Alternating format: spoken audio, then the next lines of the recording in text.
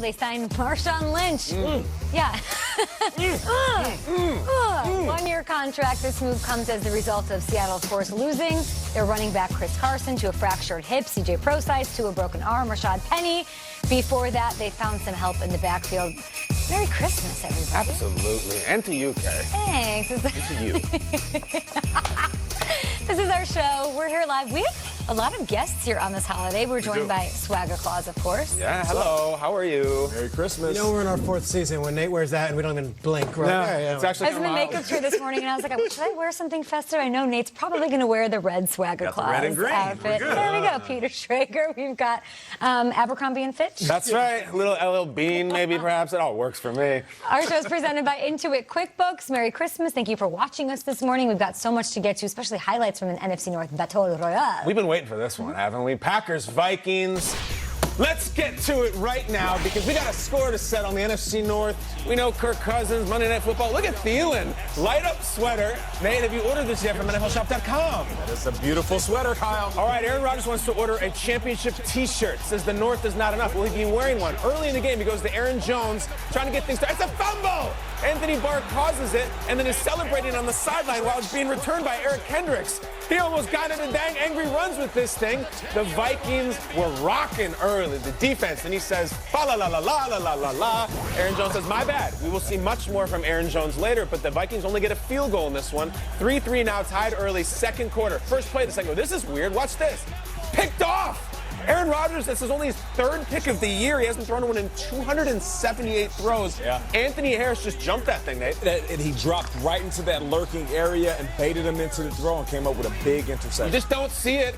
Rodgers was drinking purple Gatorade all night. Strange choice against the Vikings, but maybe it worked. And look at this throw. Kirk Cousins says, how do you like me now? And watch Stephon Diggs. Watch the chatter after the catch. It's going to be so good. He has such a right at him. Watch, he's going to catch it right there, dropping him perfectly. Woo! And then just a little Christmas greeting. We don't see much of it against Jay Alexander, but those two went at it all night. 10-6 Vikings.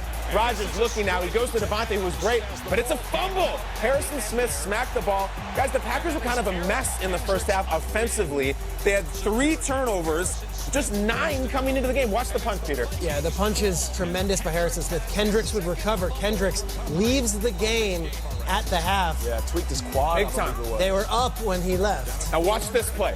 We're going to go, and it's going to go to Stephon Diggs. And he got Kirk Cousins wide open. Special. Get it to him. Guys, it's the same play they tried to run to Brady in the same stadium, in the same part of the field. Remember Amendola to Brady when they couldn't complete it? Should have set his feet. He was running, and it got away from him, Kyle. He was wide open. And Cousins laid out for it. He couldn't get it. Another missed opportunity in which the Vikings offense was brutal. Go to the third quarter. The Vikings still winning. 10-9. Play action. They're the best at the league in it, right? Cousins going to uncork one. And double coverage picked by Kevin King, who does a nice little one-handed return here. Diggs very animated on the sideline afterwards, getting into a Kirk. Constructive, sure, maybe. We got a surrender Cobra with some. Look, there it is. You can't really lead the rips. This is, I wanted the ball, I think. We're showing Aaron Jones now because he had an early fumble, and then he decided to take over the game. He really did. Red zone. Packers don't have a touchdown at this point. Look at the burst from 33. So many touchdowns, Adams, from this guy this year. So many touchdowns. Every 5 seconds. Look at this one. 1st and 10, 4th quarter. This is what they say, calling game. He's gone. He's celebrating at the 40-yard line in an opposing stadium. Out of here. Big run. Ball game. Guys, the Packers win the North. They go and, look, they punched the Vikings in the teeth. This was not close down the stretch. They're going to have one last gap at it. But how good was Zadarius Smith? This is the... Oh! That was Kirk Cousins' sweater that he was wearing. It was a Zadarius Smith sweater, and believe me, it was ugly. LaFleur, he's like, all I've done is show up and take a losing team and win the North. No big deal. 23-10. Look at the Packers' record. 12-3. Kings in the North. They will host a playoff game, and maybe better. They still got that #1 seed in their eyes. But after the game, our guy, Tom Pelissero, caught up with Preston Smith and Zadarius Smith after a big-time defensive showing in the NFC North, and things got a little emotional. Wow, man, it's crazy to know like how we started off and how we done came to this second to last game and took the division. We fought through a lot of adversity. We fought through a lot of adversity, man. We stuck with our guns, man. We kept fighting. We knew that if we kept fighting, man, good things would happen for us, man. We had to play good defense, help our offense out, man. They got back on track, and they sealed the deal for us. Feeling a lot here, Za'Darius. Why does this mean so much to you? Give me a second. Because we was in the locker room. Let me take it. I got it. We was in the locker room, and I told them, boy, man, the only thing I want for Christmas is a hat and a T-shirt, man. And we pulled it off, man. So we're going to go celebrate this win, and we're going to get ready for next week for Detroit.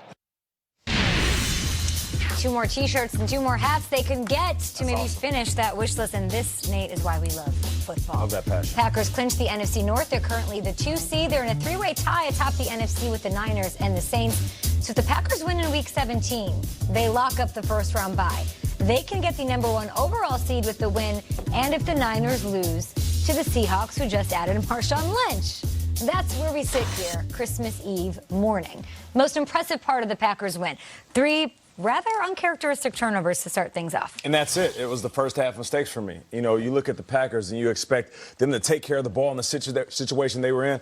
I mean, just think about it. They were on the road in a game that mattered, had so much to do with the playoff implications. They have the 2 first-half fumbles. Aaron Rodgers uncharacteristically throws an interception. And you're thinking to yourself, oh, it's a wrap from here. It's going down. Ugly, and man. not to mention, they were held to 2 field goals in that first half. So you're thinking to yourself, they can't get it together. They're making mistakes. I haven't seen this many mistakes on the road since I was 16 taking my driver's test. There we go. Running stop signs, Nate. Slow roll. Exactly. Just like me, though, they collected themselves. They got control of the situation. And now they're in the driver's seat, man. We all have a great affinity for Nate's driving tests. When I think of Nate in his car when he's 16, I think of the back seat. I love Nate with the pizza as well. Oh, the pizza! Peter, went right over my head. You're right. There it goes. There it goes. But you're right. They came together. They get the win. Their defense looked awesome. That was what it was. It was the defense. Look, and Rodgers had a great quote after this game. He says, winning is always beautiful. Defense wins NFC North championships. Then he says, but there's a lot of emphasis on looking pretty in a way that befits your explanation. Meaning, don't worry about how we got to 12-3. I will be okay. This defense is the real deal. Za'Darius Smith, you saw the numbers, you saw the emotion. 7 tackles, 3.5 sacks, and then this is what they've done the last few weeks. I know we've spent a lot of time saying, well, what's up with the offense? What's up with the offense? How about look at the defense? This is a very good unit. And when you get to December and you have to go into your arch rival's building with everything at stake to have your defense lead the way, and that guy who might be your defensive player of the year, he's that good. This tells me that this team might be really, really suited for a January run. I know Rodgers is going to show up. This defense has put it together last month. Kevin King had the best game of his career, I think, last night. Last night in this game up against the Vikings. Adam Thielen couldn't get anything done. The Vikings couldn't capitalize on any of those mistakes. What do people need to know about Zaire Alexander that maybe they don't? I feel like the national audience needs to get a taste of just who he is as a person. Za'Darius Smith comes from the Ravens. Zaire Alexander was the other first-round pick, along with Lamar Jackson 2 drafts ago out of Louisville. Everyone talked about Lamar. Here's Jair Alexander, this great player at cornerback who was just shutting down Stephon Diggs all day yesterday. They've got so many defensive stars, but because they play in Green Bay, kind of a smaller market, you don't see or hear much about them. You know what you don't hear about is, what do you get the guy who has everything? Rodgers has Super Bowl ring. He's got a bunch of money. He's got a cool girlfriend. You get him a star running back, and you get him incredible pass rushers. Like, how happy is Aaron Rodgers? I feel like it's Michael Jordan never had a dominant center in his whole career, and Rodgers has it. You know, it's when I look at the pass rush, especially, like, you look early in the career, like Clay Matthews was dominant. Clay Matthews, Defensive Player of the Year. Right. And it's been a long time since he's had this. Not only these 2 guys coming from other ends, this time of year, you know, we talked yesterday, Mahomes doing the counting thing. This is the time of year that if you have the nasty to go ahead and show it, how about after what they did to Kirk Cousins? Preston Smith walking in the locker room said, I got a little something for you.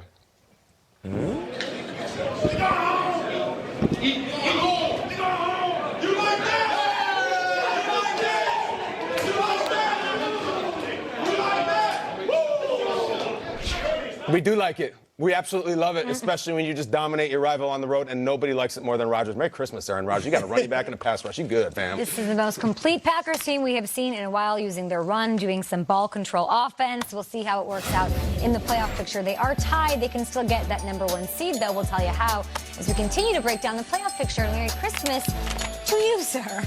Yeah. I wear that. Or that. We hear from Jason Garrett himself on the Cowboy Stars, why they weren't on the field during crunch time. Can't really make that one happy. Hey! He's back. He's not just here so he doesn't get fined. He wants to play. We'll break it down. Like the Grinch coming into Whoville. Ahu Dore. Great time. Good Morning Football is presented by QuickBooks. You earned it. We're here to make sure you get it. QuickBooks, backing you. As a struggling actor, I need all the breaks that I can get. At Liberty Butchamug. Cut. Liberty Bibbity. Cut. We'll dub it. Liberty Mutual customizes your car insurance so you only pay for what you need. Only pay for what you need. Liberty, liberty, liberty, liberty. The holidays are here. Find meaningful gifts for all the guys on your list at Men's Warehouse. Shirts are 4 for $125. Sport coats start at $99.99, plus suits start at $149.99. Happy holidays from Men's Warehouse.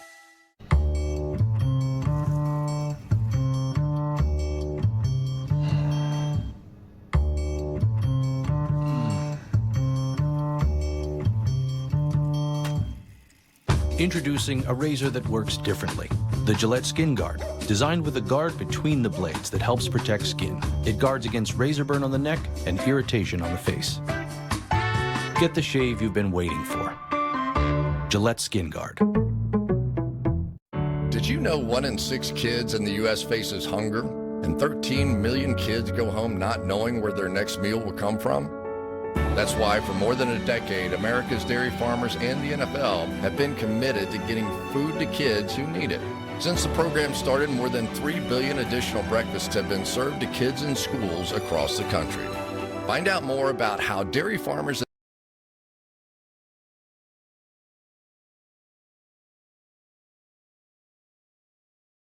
If you want to work in IT...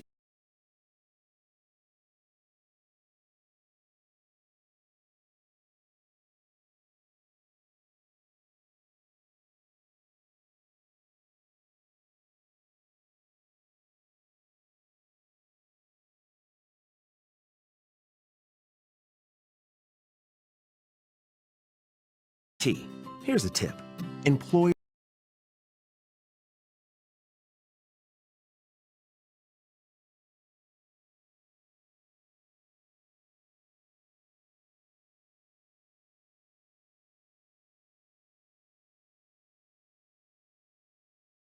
no small potatoes. In honor of its 100th season, the NFL invited teams, fans, and players to huddle for 100 by volunteering in their community. Join us this holiday season to spread the spirit of service. Just to be able to give back to kids like that in need is definitely huge for me. Make your minutes count at NFL.com/huddle for 100. I gave my 100 minutes. I gave my 100 minutes. I gave my 100 minutes. Now it's your turn.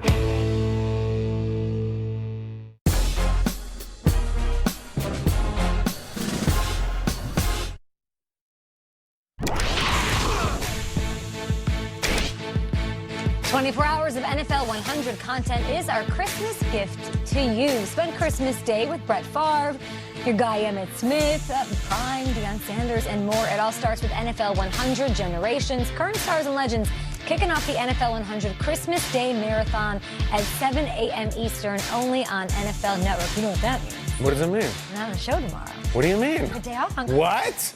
What is this day off you speak of, Kay? Here you asked for a day off. We got it, Kyle. We're all gone tomorrow. That's really cool. I think Swagger Claus is you're probably pretty busy tonight. Yeah, I got to deliver some gifts, but I guess we were on the nice list. Big time presents. You know, who's probably not off those? Will Selva, right? He's probably working tomorrow. Always on the naughty list. No, I am not working tomorrow. OFF, baby. Wow. Yes. Woo. So I'm happy about that. Being able to sleep in a little bit, but as soon as Santa Claus comes, he really is. Yeah, for real. Honestly, like my kids are like the people under the stairs. It's like a Wes Craven movie. Like they're busting out of like the doors. They want to get to see Santa Claus and what Santa Claus brought them. So either way, my kids are like children of the corn right now. Well, I get it. Believe me. I can also relate. Away, all right, now one of the main benefits of clinching a division early is, of course, getting the extra rest, and that is exactly what Ravens running back Mark Ingram needs at this time of year. He'll have about 20 days to do so. Now, NFL Network insider Ian Rappaport reporting Ingram suffered a calf strain, and as a result, Baltimore will be cautious with it. Now, according to Ian, the Ravens hope to have Ingram back for the playoffs based on the severity of it. Head coach John Harbaugh characterizing the strain as mild to moderate. Now, as we mentioned, Ingram and others, including quarterback Lamar Jackson, safety Earl Thomas, guard Marshall Yanda, and defensive end Brandon Williams will all be resting as they have nothing to play for in the season finale. They have the #1 seed and home field advantage throughout. Harbaugh still plans on playing, though, to win. Our intention will be and our plan will be all hands on deck to win the game, with all those guys who will be playing. They're all on our 53-man roster, and they'll be excited to play, and we'll be excited to play. It's a rivalry game. It's the Steelers. They have everything to play for, and we recognize that, and we'll be looking to put our absolute best foot forward, play our best football game with the guys that we'll be playing with, which will be, for the most part, most of our football team, with a few exceptions. So. All right, playing to win. How about the Seahawks? They need running backs, and who better to call than Beast Mode himself, Marshawn Lynch. Rap Sheet reporting Lynch has inked a one-year deal to return to Seattle. And according to NFL Network's Tom Pelissero, Lynch has been working out intensely in recent weeks. He last played for the Raiders in 2018 before an injury ended his season early. Now, this was the tweet posted by his agent late last night confirming the deal from their end. My son at Money Lynch is back. Boom. Let's go. The Seahawks also signing running back Robert Turbin. They had also been looking at Sean Alexander, Chris Warren, Derek Fenner, and John L. Williams as well. They declined. But Marshawn Lynch in the fold. Now that means the 49ers need to get Frank Gore as well. I love you, Will. We messed with you, Will. We John love L. you. Williams. I love it. Ricky Running Waters. Yes. Good pull. Yes. That's it. I was fully joking when I brought this up to Ian, like, oh, let's leave some Skittles out and see if Marshawn Lynch follows the trail. Well, he did write to the facility, passing a physical and signing a deal. Seattle signing Marshawn Lynch to a one-year contract, beast mode, back in Seattle. How cool is this? I love this news. It's amazing news. I mean, Marshawn Lynch is a legend in Seattle. And being that I'm from Seattle, what he did on the field is amazing. But what he did off the field is something that leaves an impact on people's lives. It's fitting because Marshawn Lynch didn't leave on good terms. They went to those back-to-back Super Bowls, didn't get that ball handed off to him. They throw that interception. And he really left with a strong dislike for the organization, how they treated him on his way out. But it's fitting, though, because he was somewhat of a villain and can now come back and play the hero. And I believe if he is in shape, which I'm not sure he is right now, time will tell, he'll help this team get to the Super Bowl. No. Maybe, and we don't know. This is fun because there's so much intrigue. You said earlier today, you're like, it feels like if Calvin came back to the Detroit Lions. Yep. I see it differently because Calvin, we know, left so much game out there and retired early. Marshawn, we don't really know what he has left. It almost feels more like The Rock coming back to Raw. It's awesome for sure. What can he do? What can he produce? And also to the question of, what has Marshawn been doing? Because we know Will Self used to do reports of him, anything from playing bagpipes to being in Indonesia. There was a tweet from Matt Schneiderman who had an update on Marshawn Lynch. Marshawn Lynch was serving tequila shots at a parking lot tailgate in Oakland 8 days ago for the Raiders' last game, and now he's going to start for the Seahawks in the playoffs. Here's where I come out football-wise. If he had 21 carries for 109 yards and a touchdown, I'd be very mildly surprised. I think this guy has always been a professional, always born to run, so to speak. I think he could really give them the juice. I buy in. I do. There's a real fun human part of this, too, where, we work with all these different ex-players. I always fall into the same question with them. If I had to give you one game, could you suit up again? Like, Nate, if I had said you're 38 years old, you haven't played in 5 seasons, if you can go one game for me, could you do it? Yeah, I have 15 catches left. Everyone says yes. And now Marshawn Lynch gets that opportunity. And not only one game, if they win, they obviously get a playoff game, then who knows how else it is. But, can you give me one more? This is such an interesting contract. They're signing him in week 17. They're not signing him in week 11 or week 10, week 17. That's what we wanted with Gronk, right? That's kind of what we wanted to see, a guy come back when they need him. Different. Gronk is 29 years old, is in impeccable shape. That's true. He left on great terms. We haven't seen Marshawn since week 6 of last year. We haven't seen him as a Seahawk November 2015 the last time. And he's going to take a beating on Sunday against a 49ers defensive line that's looking to hit him, and he's ready for it. Can you give me one more game? You got one? Give me one more. Can you give me one more after that? Can you give me one? I'm fascinated to see. We're dying for a comp, whether it's Gronk or Calvin. I was trying to compare him to Le'Veon because Le'Veon sat out for a whole year too, but Le'Veon's way younger. And I look at it as almost like someone like Percy Harvin. Like, don't you think Percy Harvin could show up and return a few kicks and a few reverses? He has it still. And I think Marshawn does too. I do. I don't know what you guys think. At GMFB, Marshawn Lynch back to the Seahawks just in time for the playoffs. And your fantasy championship is over. Hopefully it wrapped last night and you got some hardware. I'm going to give out some hardware to some fantasy superstars. It's not all about taking. It's about giving to these people. Is Evans going to win something? Sure. Oh, nice. And Kyle, you're in? Oh, yeah. We have a whole big variety in the submissions this week. Like guys you would never think would be in Angry Runs. Defensive backs, old guys, future Hall of Famers. Referees? Maybe referees, Peter. Maybe. It's the angriest segment in television just in time for Christmas.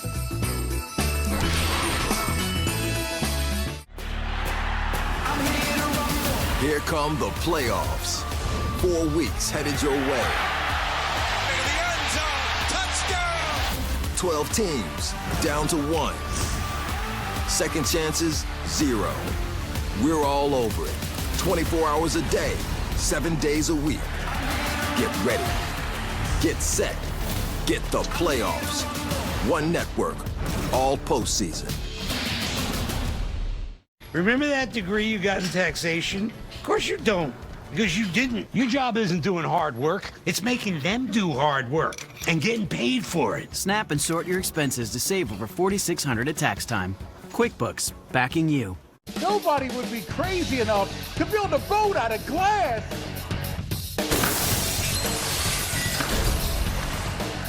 But I would, using these heavy glass panels and only Flex Glue Clear. Not only does Flex Glue's powerful adhesive hold the entire glass boat together, but it's virtually invisible. Now that's Flex-tastic. Get Flex Glue Clear or any of the Flex Seal family of products at FlexSealProducts.com.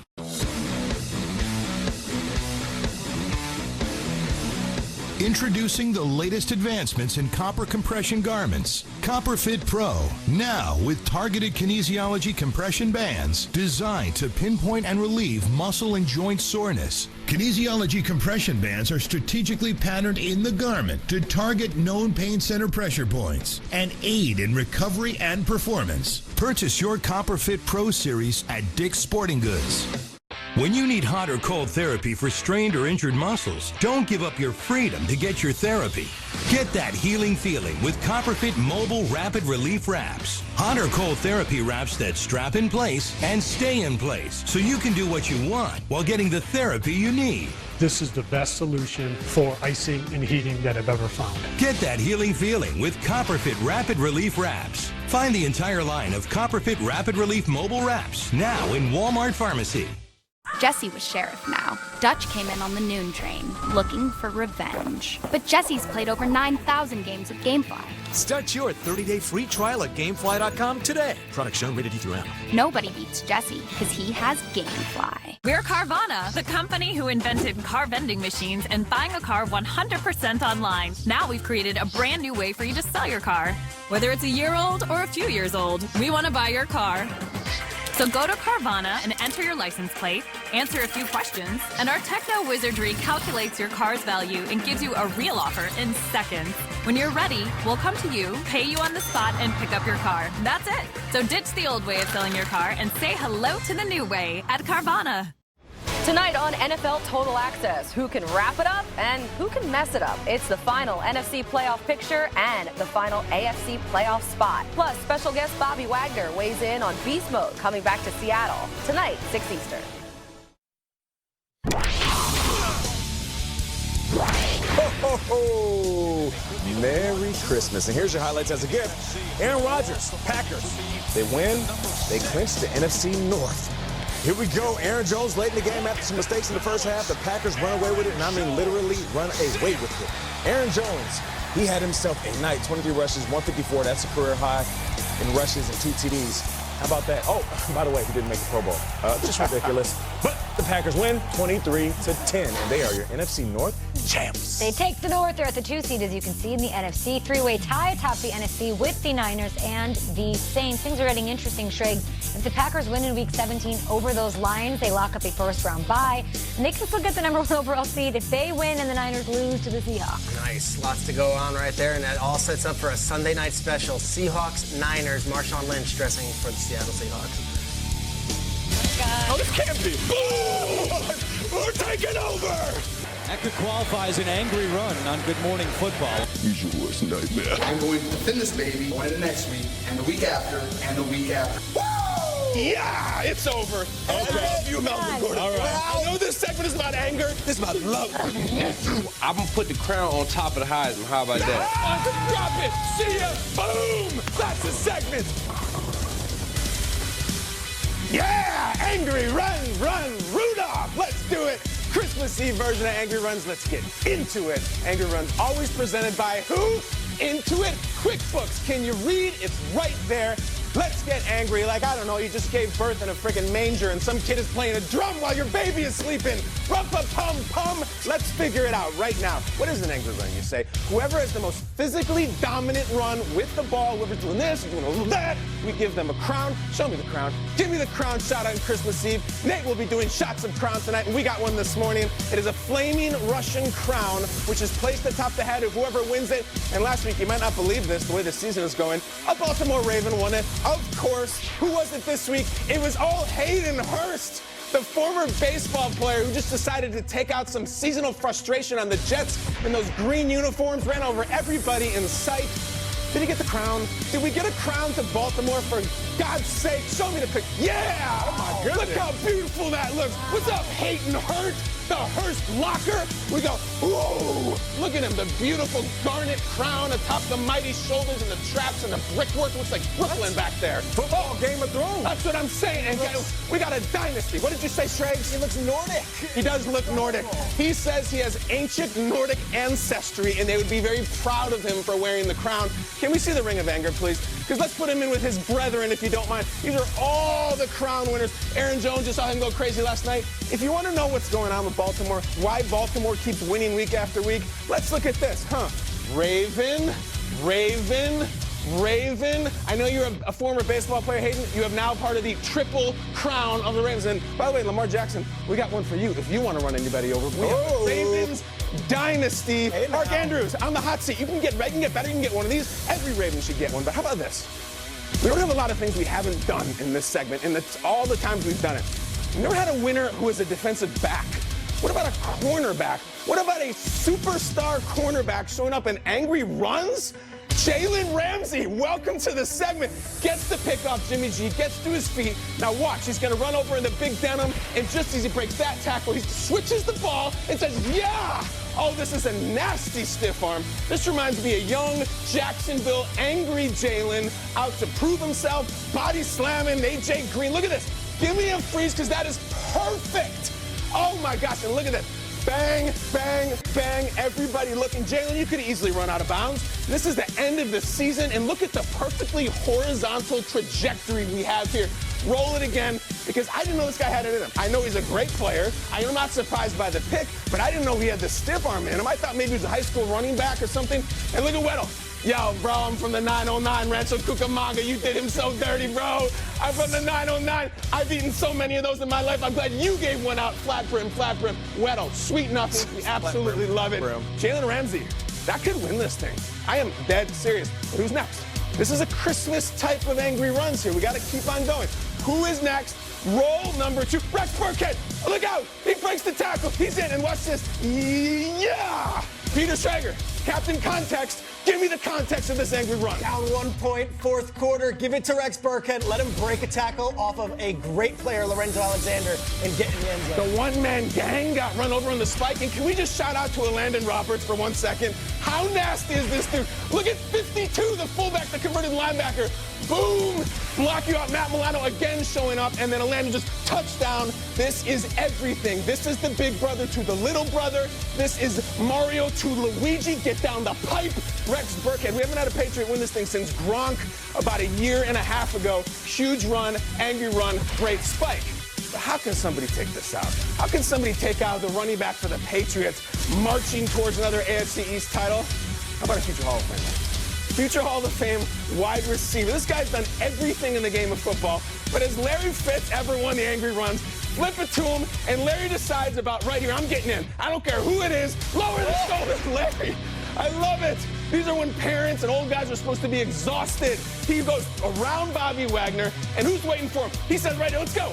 It goes right through him. Touchdown. You know, this time you can get really mad if you're an older guy. Like, I don't know, autobiographical. If you wake up in the dark on December 24th and you bought your kid, like, tons and tons of Black Panther gifts, and he tells you on the way to work, Daddy, I like Hawkeye now. What? I bought all, no, first of all, nobody likes Hawkeye. Nobody does. You're getting Black Panther, and you're going to like it. And Larry Fitzgerald was getting to the end zone, and he loves it. Guys, what's the reaction to seeing Fitz, of all people, in the end zone on angry runs? Whoop. That's nasty. He's been playing against KJ Wright basically KJ's entire career, and Larry Fitz puts a final statement on this He season. certainly does, and the Cardinals win. This is an estate win for the Cardinals, for Fitz, for Kyler. So what do we got here? We got a star cornerback, we have a Patriots running back, and we have a future Hall of Fame receiver. Nate Burleson, what do you think? I love me some Larry Fitz. Yes, you do. That's my guy. Uh-huh. The Rex Burkhead, though, I'm going with the Rex. You're sending it to New England. Because that was prehistoric, baby. What did you say yesterday? It's about time that he starts turning up his special No, it's year? not about time. It is time. Uh-huh. December is the month of Rex Burkhead. He will be the best running back for the next 2 months. Wow. All right, we got Rex Burkhead, I'll go Larry Fitzgerald. Larry Fitzgerald. Yeah, I love him. I just learned that he borrowed Randy Moss's car to take his date to prom. I love that. That was in the news lately, and he's one of the NFL's 100 top players, the best players of all time, so give him his love. I like it. After the game, they're in the locker room, and a cell phone goes off, and Larry Fitzgerald looks at the reporters and says, unprofessional. It is revealed it was his father. Come on, who's a Dad. working journalist. Says, come on, Dad. And he's Larry Fitzgerald wins this one. Larry Fitzgerald trucking KJ Wright. I am taking it. Larry Fitz is my pick as well. 100%. Rex does mean king, but this one's going to Fitz. This is going to the desert. The legend, the Hall of Famer. Wear the crown when you put on that yellow jacket, Larry Fitz. Larry Fitz once tweeted the show he loves the movie Cocoon. It's about old people who do not get old. You are the Hume Cronin of receivers, Larry. We love you. Say what's up to Jessica Tandy, wherever she may be. Angry crown to the desert. Go, Larry, go! See you, Kyle. Swagger Claus, you're up. Now it's Swagger Claus. Get some swagger. Show you the best snow drag swag. We got some catches, but there was some fancy footwork coming up in a little bit. Let's bring some Christmas cheer down to Dallas. I feel like they need it right now. We've got a report from the Cowboys next.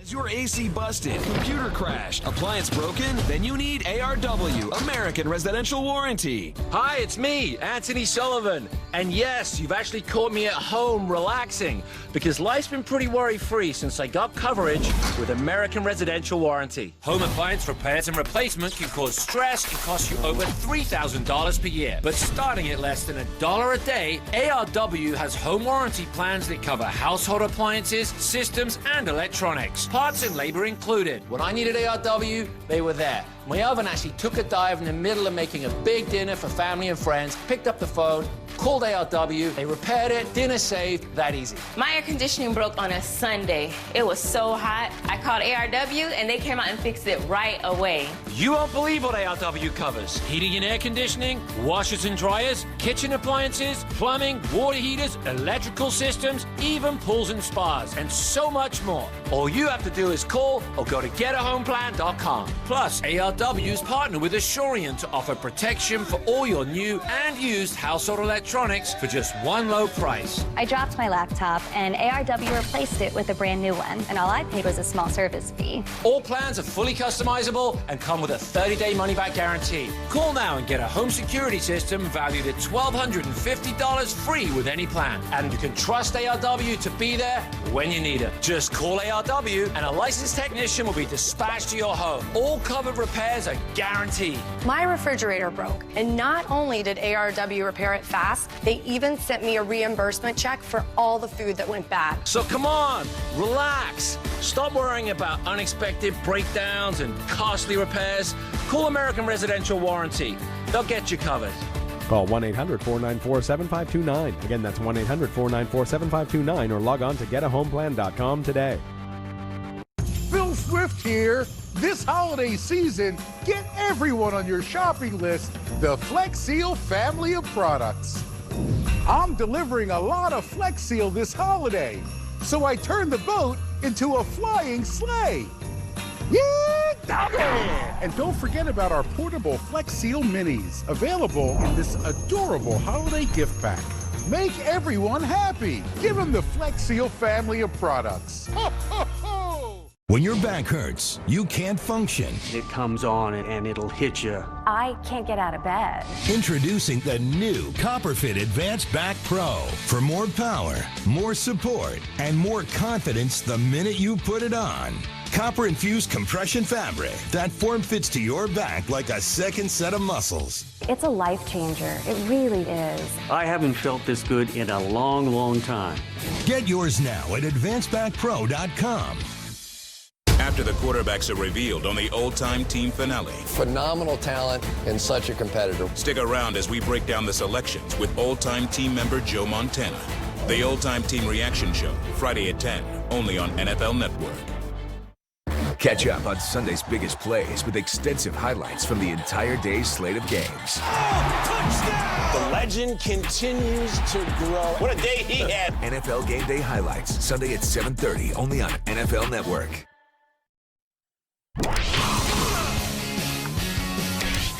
Merry Christmas, everyone. We are here live on our set at our breakfast table for Good Morning Football. Will Selva, part of our family, wishing you and yours a very merry, happy, and healthy Christmas.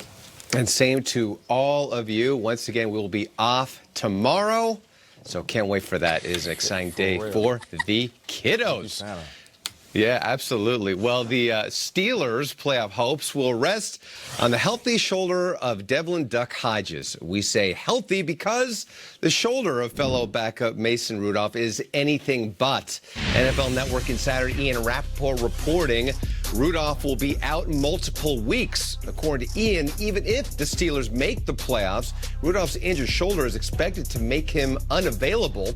Rudolph came into the second quarter of the loss to the Jets only to exit. Paxton Lynch will be the backup.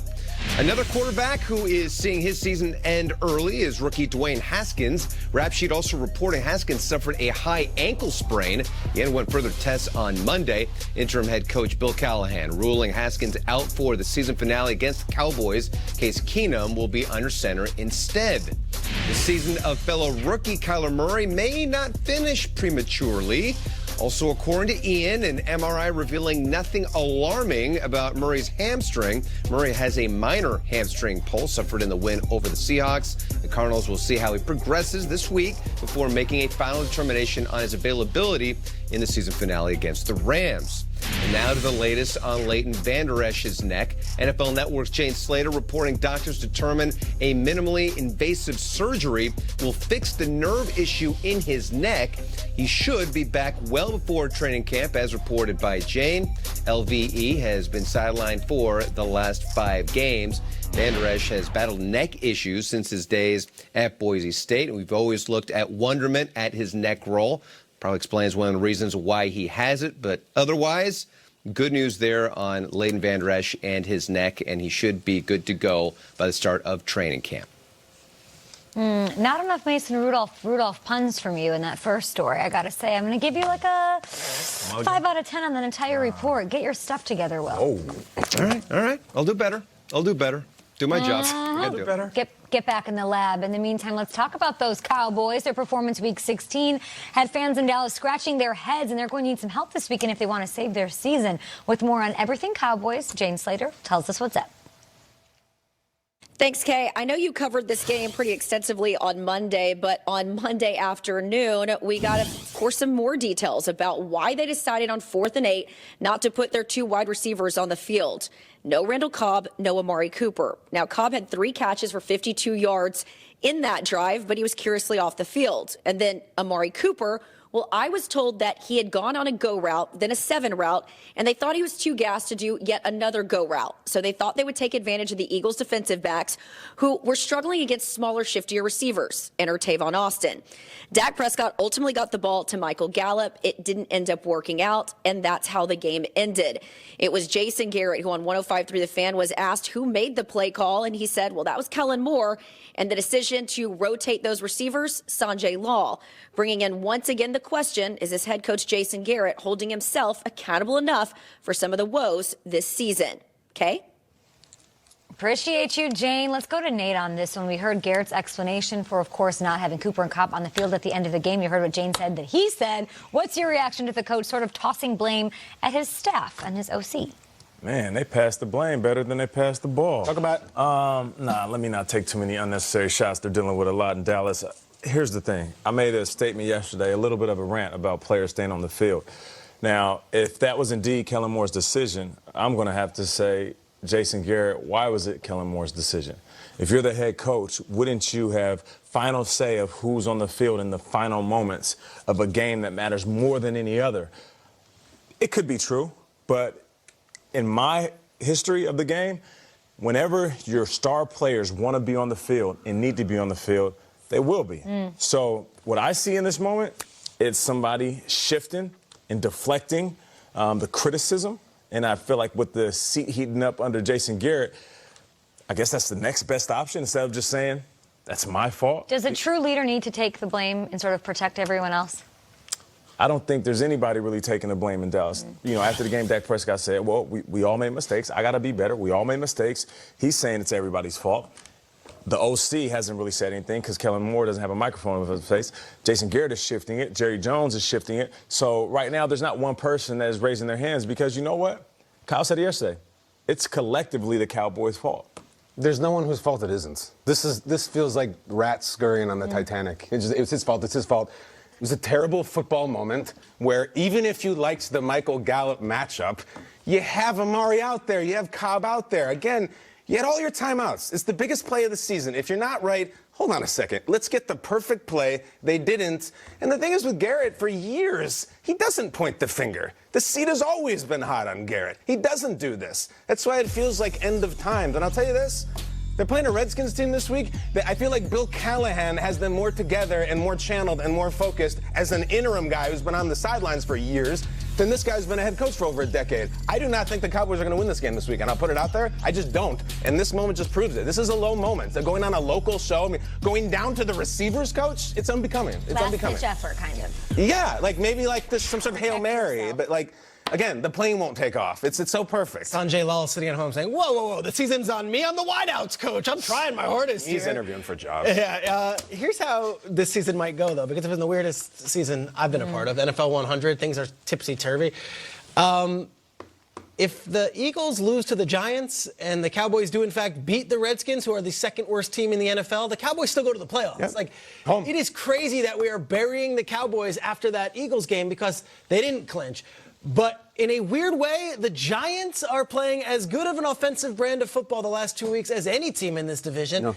And I could fully see the Giants at home with that crowd all of a sudden enthused after, okay, we're not getting the top pick in the draft. I could see the Giants beating the Eagles. And I could see the Cowboys beating the Redskins. And then you've got this weird deal where we've buried a team, the Cowboys. We've spent 72 hours talking about how bad the Cowboys are.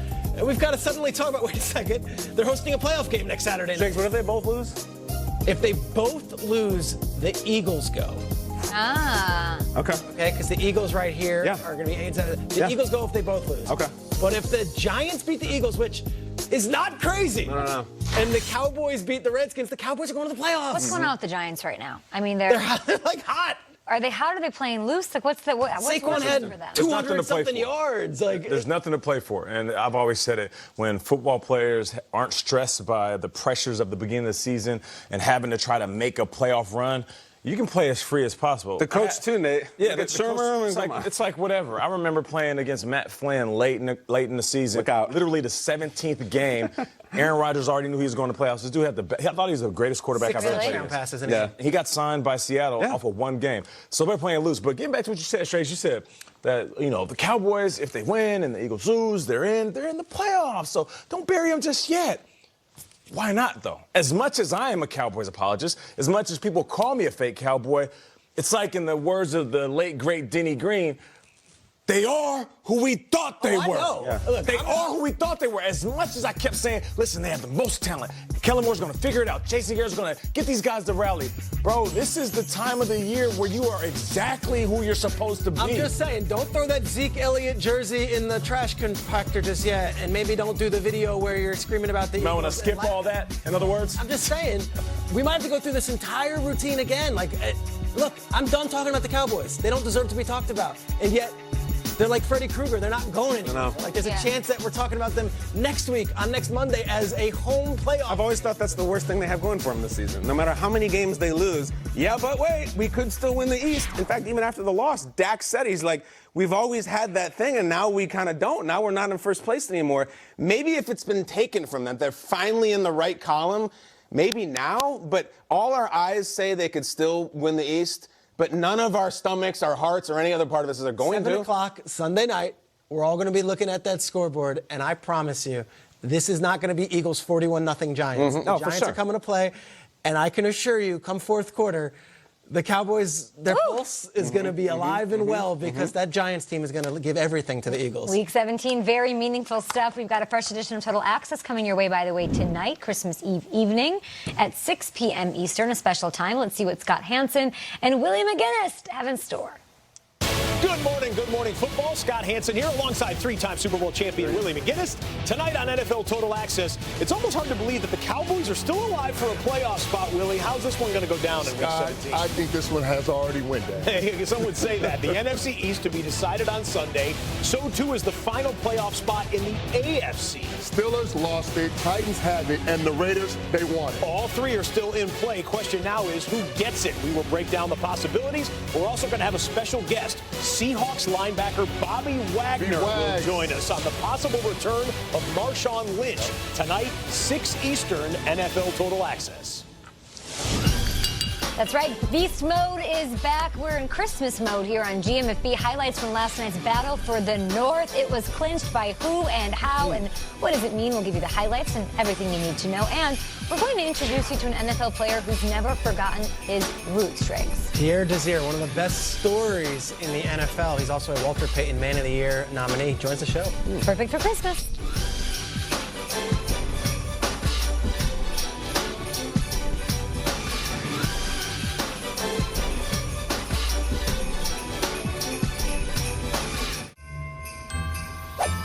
This holiday season, choose the longest-lasting AA battery. Energizer Ultimate Lithium. Backed by science, matched by no one. Let me get this straight. After a long day of hard work, you have to do more work? Automatically sort your expenses and save over 40 hours a month. Every day you're nearly fried to a crisp professionally. You earned it. We're here to make sure you get it. QuickBooks, backing you. It takes a lot to raise a family. A good job, a good salary, and some patience. A lot of people my age are drowning in college debt, but I chose a different path. I'm a member of the IBEW, the International Brotherhood of Electrical Workers. I work hard for my job, and I love what I do. I had a lot of choices for my future, but I made the best choice for my family. IBEW, the right choice. I'm your curious cat. And you know what they say about curiosity. It'll ruin your house. So get Allstate and be better protected from mayhem, like meow. When a nasty cold won't let you sleep, try NyQuil Severe with Vicks VapoCool. Whoa. And vaporize it. NyQuil Severe with Vicks VapoCool. The vaporizing, nighttime coughing, aching, stuffy head, best sleep with a cold medicine. Take the edge off after those blazing hot wings and give your tongue a Pepsi bath. Your mouth deserves it, especially after a day of screaming at a wall of TVs. And at Frank. Who invited him? Buffalo Wild Wings. I like giving the best tech gifts and saving serious coin. Samsung makes amazing tech, and we're having a Samsung sale right now. Wow, you must be... an angel?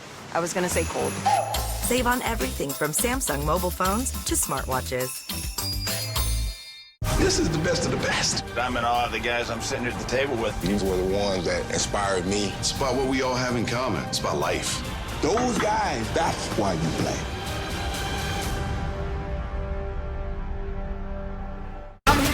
Here come the playoffs. 12 teams, down to 1. We're all over it. One network, all postseason. This is NFL Network, the place where football and culture collide. It's the collision of the GOATs and the MCs. Tell me about the offensive side of the ball. With the fashion and the food. I promise you're gonna let them here. Eat it. Slammed in with the fans, the stands, and the 12th man. Mashed up with the music. It's a real big culture moment right now. And the movies. I started watching the show years ago. Mixed in with the X's and O's and the oohs and ahs. Are you kidding me? It's the fantasy. You can't steer away from Hopkins, but you can certainly take Adams over. And the reality. It's the access. People are going to count us out every week. And the attitude. Say it to management or shut your mouth and put your money on the line. It's the trash talk. Brother, do it quick. And the crazy talk. More bricks out of pile. Let's go. It's all here, all day, every day. Because there's no such thing as too much football.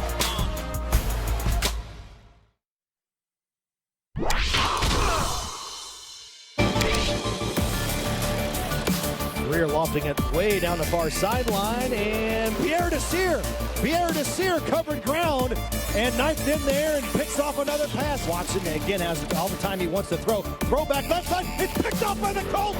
It's picked off, and that's Pierre Desir. Pierre Desir knifes in there, gets an INT. Joining us now is a man with one of the most interesting stories you'll find in the NFL. He's the Colts' Walter Payton NFL Man of the Year Award nominee. He was also the first player ever drafted out of Lindenwood University in Missouri. Please welcome to the show, Colts corner, Pierre Desir. All right. What's up, Lindenwood? Hey. Yeah. What's up, man? How we doing? Pierre, as I just mentioned, you're the Colts nominee for the Walter Payton Man of the Year Award. The city of Indianapolis loves what you do there. What does that honor mean to you, and really, what are you playing for out there? It's a tremendous honor. When I'm out there on the field, I'm playing for my family, playing for my fans, playing for everyone that's just supported me throughout my life, and it's just a tremendous honor. It's something that I don't take lightly. I'm just very appreciative and just thankful every day. And your family's from Haiti, Pierre, and it's quite a remarkable journey. Your parents immigrating, moving to Missouri when you were just 4 years old. How did your upbringing help inspire you to want to give back to the community? You know, my parents were very hard workers. They always instilled just giving back, and that's something that I try to continue every day. Just give back, whatever I can do, whatever opportunity I can give back to the community. Just something that they just completely just instilled in myself and my family, and that's something that I try to do. I try to show my kids that you can always give back, whether it's the simplest things or just giving a helping hand, and that's what I try to do, and that's how I try to live my life.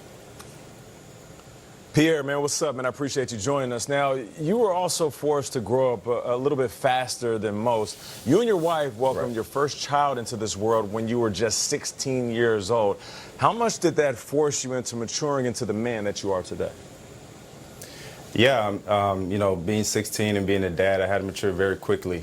It wasn't about me. It was about this beautiful baby girl that I had to look after, and I just had to make sure that I was going to set a good example for her, that we was going to give her everything that she needed, and just try to raise a good person. And it was definitely tough, challenging, but You know, I have so many people in my life, my family, my friends, teachers, just so many people that supported me, that helped me during that time. I can tell. It shows. And it's always exciting to talk to a Lindenwood Lion, Pierre. But you have been around a bunch of different teams early in your career. You were in Cleveland, San Diego, Seattle, and you got a 3-year contract extension in Indy before the season. Do you feel like you're home now, playing there for Frank Reich in Indianapolis? Are you established? Is this your future? Yeah, I feel like I'm home. I love Indiana. I love the fans. I love this team. It's definitely changed my life. I knew when I got my opportunity to play here, I was going to make sure it counted. And that's what I try to do every day, just make sure it counts, do whatever I can for the team. And it's always a good feeling as a player when you know you have a home. And, you know, I just love it here, and I'm, you know, thankful for the opportunity to be here. Pierre, I don't know if everyone understands exactly your story and just how different your college experience was. You were at Washburn University in Topeka. Then you transferred to another school, Lindenwood. This isn't Ohio State to Alabama. You had to take a year off. And to make ends meet with a young daughter, what were some of the jobs you had to do just to keep yourself above water and above ground? I think the audience should know. Yeah, so I used to, there's this place, it was called Labor Ready. It was a temp service job. And every morning you wake up at 6 a.m., and they basically would pick certain guys to do certain jobs. Hopefully you got picked that day. If you didn't, you wouldn't have a job. But some of the jobs were, you know, either cleaning litter on the you know, side of the highway, restaurant jobs. I did some sanitary work. Probably the worst job that I ever did was, it was during flood season. I worked in this apartment complex. And the water was probably about chest high, and I'm pretty tall, so there's some people a little bit shorter than me that were, you know, all the way up here with water, and it was, you know, the basement was flooded with, you know, everything. It was disgusting. You know, I got $7.25 for it. I think my check at the end of the day was about $200, but I got to eat that day, got to support my family. That's definitely something that I look back on when the times are hard, when, you know, when the season's, you know, going tough. Just look back on that and be like, hey, you remember the time that you was out there, you know, in the basement, you know, in knee-high water. So, you know, it's definitely interesting jobs, but it's, you know, it's something that, you know, I don't take for granted. I look back on, and it's helped me, you know, just keep pushing. That's awesome, man. It really puts things in perspective, what rough times really are. Appreciate what you do on the field and what you're doing off of it. And anytime you want to come on the show, man, come on. We'd love to have you, man. Keep doing your absolutely, thing, man. I got you, man. I got you. Okay. Enjoy your offseason. I remember you were back in Cleveland, man. You were a young monster, and you were an absolute beast. And a quick shout out to you and Francis Howell. He was a Francis Howell Viking in St. Charles, Missouri, where he turned around after all of those jobs, finding his way to the NFL and creating a brand new performance center. You donated $185,000 to that project. Thank you for doing that. No, absolutely. No problem. More Good Morning Football after this. I love you, Dad. What? I love you. What? I found myself saying that all the time. And when I realized it, I just stopped saying it. And my life changed. I stayed home, mostly alone. I missed out on everything. I felt like that I had stopped living. It was awful. And I knew I needed hearing aids, but the cost was ridiculous. A state-of-the-art TV only costs about $600 or $700, but a tiny hearing aid costs $3,000, $5,000, whatever they can get. It's just ridiculous. Well, not anymore. Thanks to Hearing Assist, I can hear clearly again, and my life is so much better. I got a pair of rechargeable, state-of-the-art digital hearing aids for hundreds, not thousands of dollars. You can't see them. And I never have to change the batteries because they're rechargeable. And look how easy it is for me to charge them. It's magnetic. Hearing Assist even let me try my hearing aids for 60 days so I could see if I liked them. I love you, Dad. What? I said I love you. I heard you the first time. I just wanted to hear it again. If you need hearing aids, even if you already have them and want a backup, or if you're tired of changing batteries, Hearing Assist will change your life. Now through Friday, get our best pricing ever. Save up to $200 off, plus free 2-day shipping exclusively at Walmart.com or in the pharmacy section of Walmart stores in Texas, Arizona, Colorado, Tennessee, and North Carolina. Includes 2 rechargeable hearing aids, charging base, and ear caps in multiple sizes. Give the gift of hearing to yourself or someone you love. You have nothing to lose, but everything to hear. When you need hot or cold therapy for strained or injured muscles, don't give up your freedom to get your therapy. Get that healing feeling with CopperFit Mobile Rapid Relief Wraps. Hot or cold therapy wraps that strap in place and stay in place so you can do what you want while getting the therapy you need. This is the best solution for icing and heating that I've ever found. Get that healing feeling with CopperFit Rapid Relief Wraps. Find the entire line of CopperFit Rapid Relief Mobile Wraps now in Walmart Pharmacy. The 6-week journey is about to end. We reveal the final 10 men, greatest quarterbacks in NFL history. He would try throws that others wouldn't. We talked about his toughness. Somebody told him they couldn't do it, and that was a driving force. What a ride it's been. It's hard to get there, and it's so hard to win it. They played for their team. They played for their teammates. And the crowd loved him.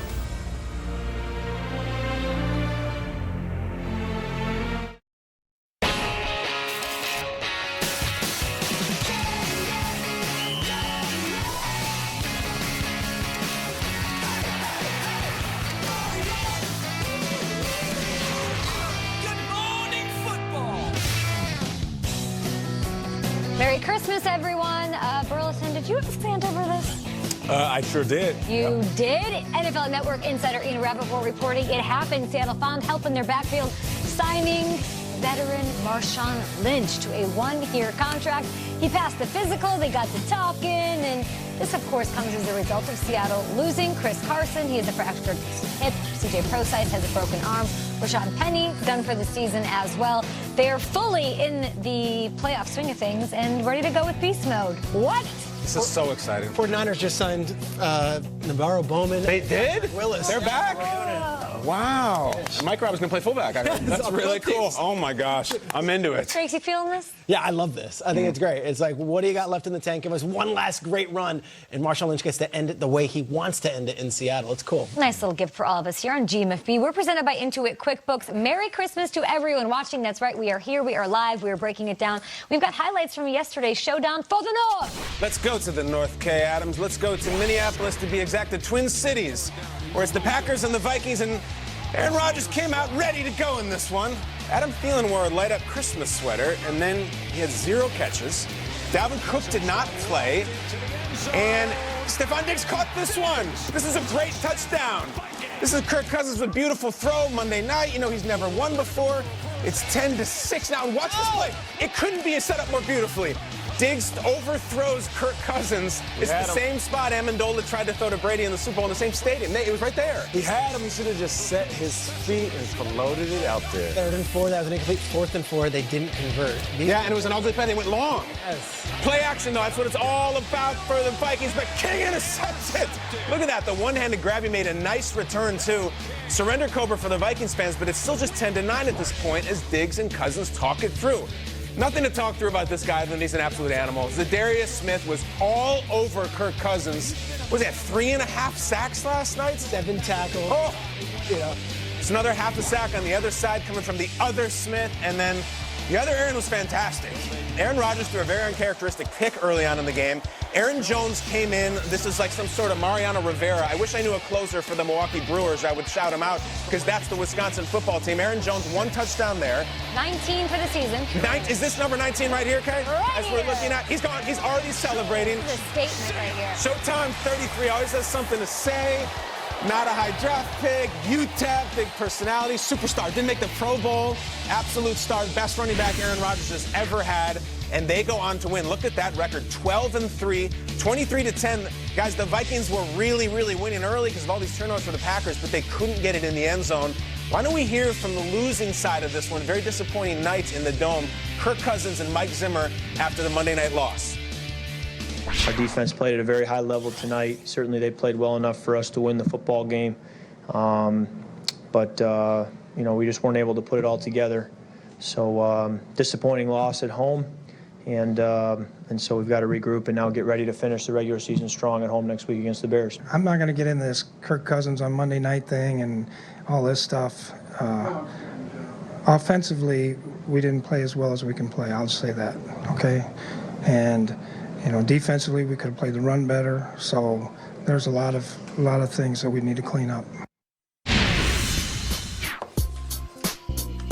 Taking a look at the playoff picture, the Vikings are still in it. Of course, the Packers clinched the NFC North. They currently sit in the 2 seed. Three-way tie there with the Niners and Saints. Packers win Week 17. They lock up a first-round bye. What do you make of those Vikings in their playoff situation? So now they're the 6 seed. That means they're going to probably have to play the 3 seed, which could either be the Saints or it could be the Seahawks. Like, it could be a bunch of different teams. They're still in it, though. Kirk Cousins, I don't know if it matters at this point. He's 0-9 on Monday Night Football in his career. Big games, he seems to be allergic to them. And I know it's a low-hanging fruit to just blame Kirk Cousins, Schrager, but there were times in multiple opportunities to seize control of this game, and he didn't do it. They were up at halftime. They were up 10-9. They were up early in this game. I can't blame Cousins for this one for the simple fact that that defensive line absolutely owned the Vikings' offensive line. And that's been the story for the last 2 years. This offensive line cannot protect when it matters most. I'm just disappointed in that Vikings effort altogether. Everything on the line.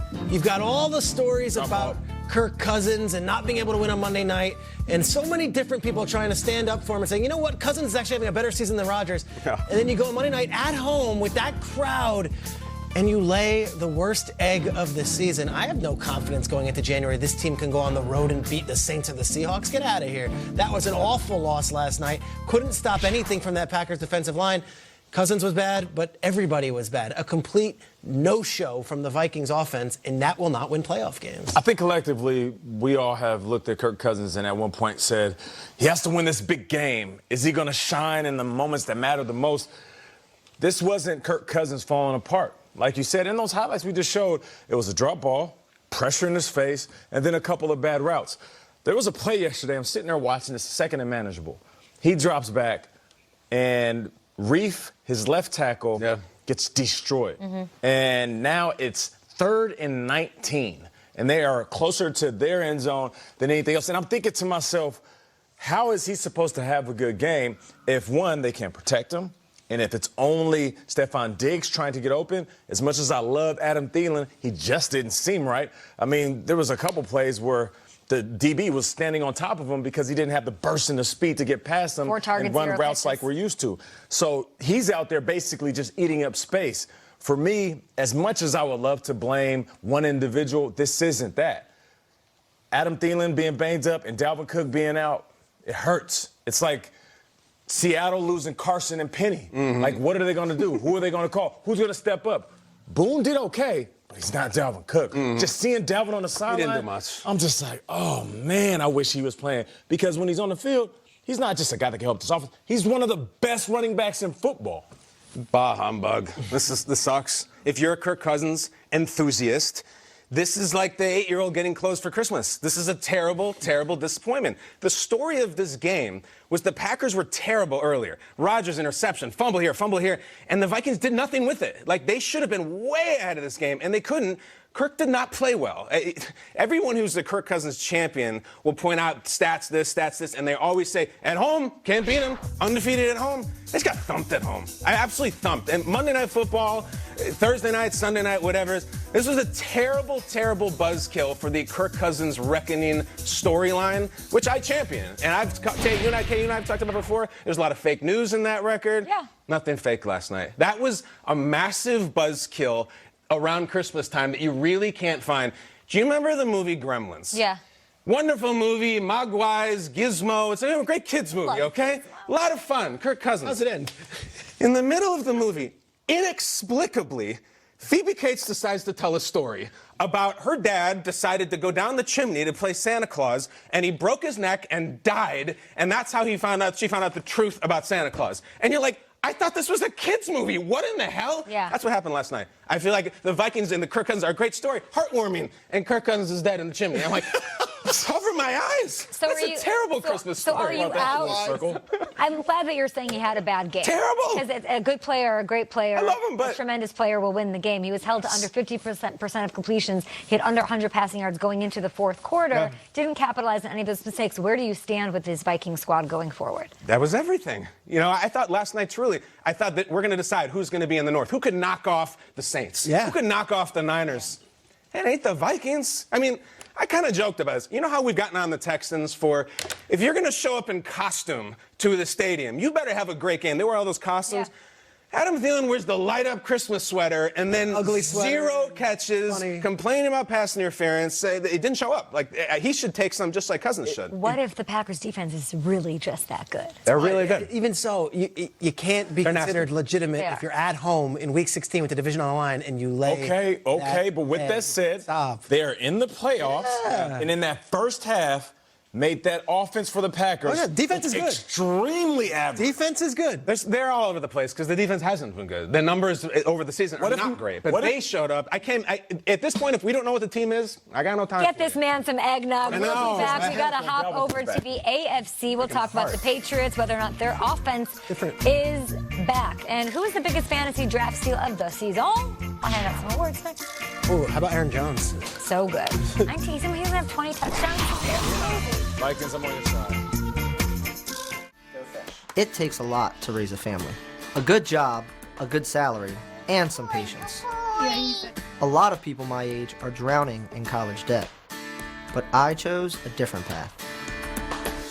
I'm a member of the IBEW, the International Brotherhood of Electrical Workers. I work hard for my job, and I love what I do. I had a lot of choices for my future, but I made the best choice for my family. IBEW, the right choice.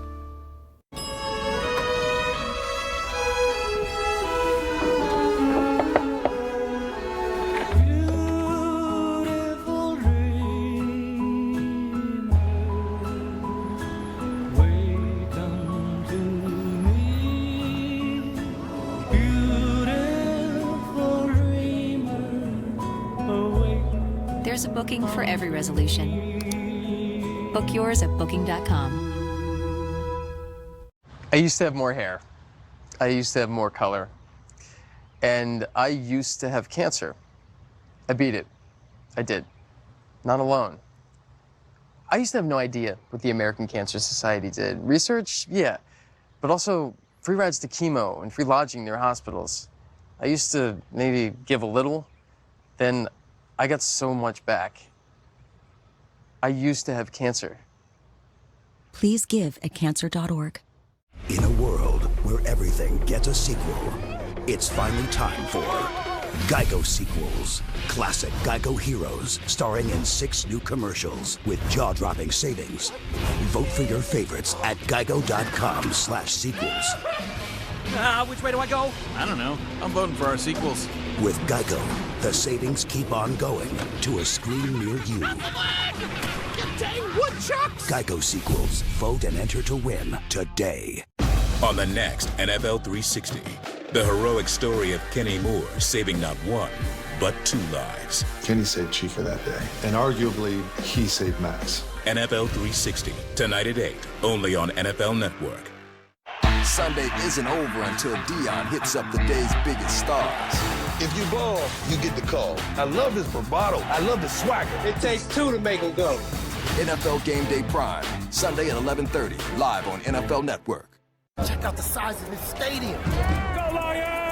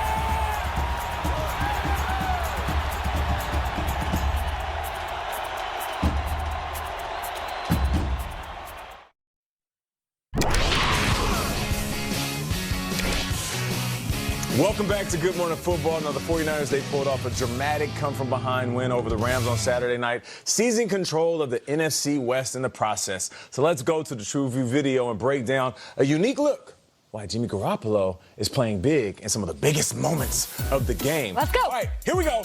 Jimmy Garoppolo's going to drop back, and who is he looking for? Let's change this angle up, because that's why it's called a True View. He's looking to the right, looking to the left, and who is he looking for? George Kittle comes back to the ball. Kittle recognizes that his quarterback is scrambling. Now, mind you, this is 3rd and goal. 49ers were trailing 28-24. Here it is, another angle. Kittle, he's going to uncover, and he's going to see him, and you throw it low and away on the goal line. Perfectly placed ball. How about that, Jimmy G? All you really need is a Kittle bit. All right, but let's break this down, though. Now it's late in the game. 4th quarter, 58 seconds, game tied at 31. He sees Taylor Rapp is going to cheat too much outside. For some reason, he was looking for the fade route, because it's Emmanuel Sanders, and they exposed the middle part of the field. This is beautiful. This was beautiful, okay? And it puts them in position to win the game. I want you to take another peek at this, because Jimmy Garoppolo is going to look at the top of your screen, okay? To the left, top of your screen. The safety, he's peeking down, and then he runs to the numbers. Emmanuel Sanders says, oh, you're going to give me all of that? And he takes it, catches a big-time play. He got. He got. They came down with it. And, of course, they set up their kicker, who is always as good as gold, to win the game by 3. And that right there is why Jimmy G is doing it. Why did he run outside? Because he thought that Emmanuel Sanders was going to run that go-around. No. You can't get got like that. Can't get got like that. And Robbie is good as gold, kicks a field goal, and they win the game. Yes. You in the Christmas spirit, Kay? Yeah. You know who else is in the Christmas spirit? You tell me. Will Santa Silva. I mean, nobody's in the Christmas spirit like this guy, that's for sure. Absolutely, and I try to wear the, my tie to be festive. The green there. There you go, Swagger Claus. All right, well, can you feel that, Seattle?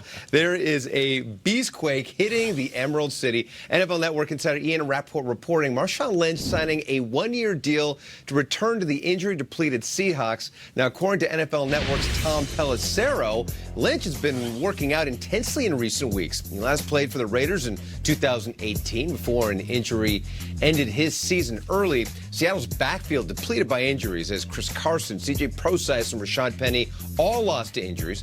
Lynch spent 6 seasons in Seattle, rushing for more than 1,000 yards in 4 straight seasons. Now, Beast Mode's former team, the Raiders, could get Josh Jacobs back for Sunday's showdown with the Broncos. The rookie running back missing last week's game against the Chargers as he deals with a fractured right shoulder. Head coach John Gruden saying, quote, "We're going to play the best players that are available." Jacobs has 1,150 yards rushing despite missing 2 of the past 3 games. The Ravens won't have Lamar Jackson for Sunday's game against the Steelers, but not because of injury. Head coach John Harbaugh will be resting Jackson along with Earl Thomas, Marshall Yanda, and Brandon Williams, among others. Baltimore has already clinched the top seed in the AFC playoffs. And don't look now, but Cardinals linebacker Chandler Jones knocking on the door of history.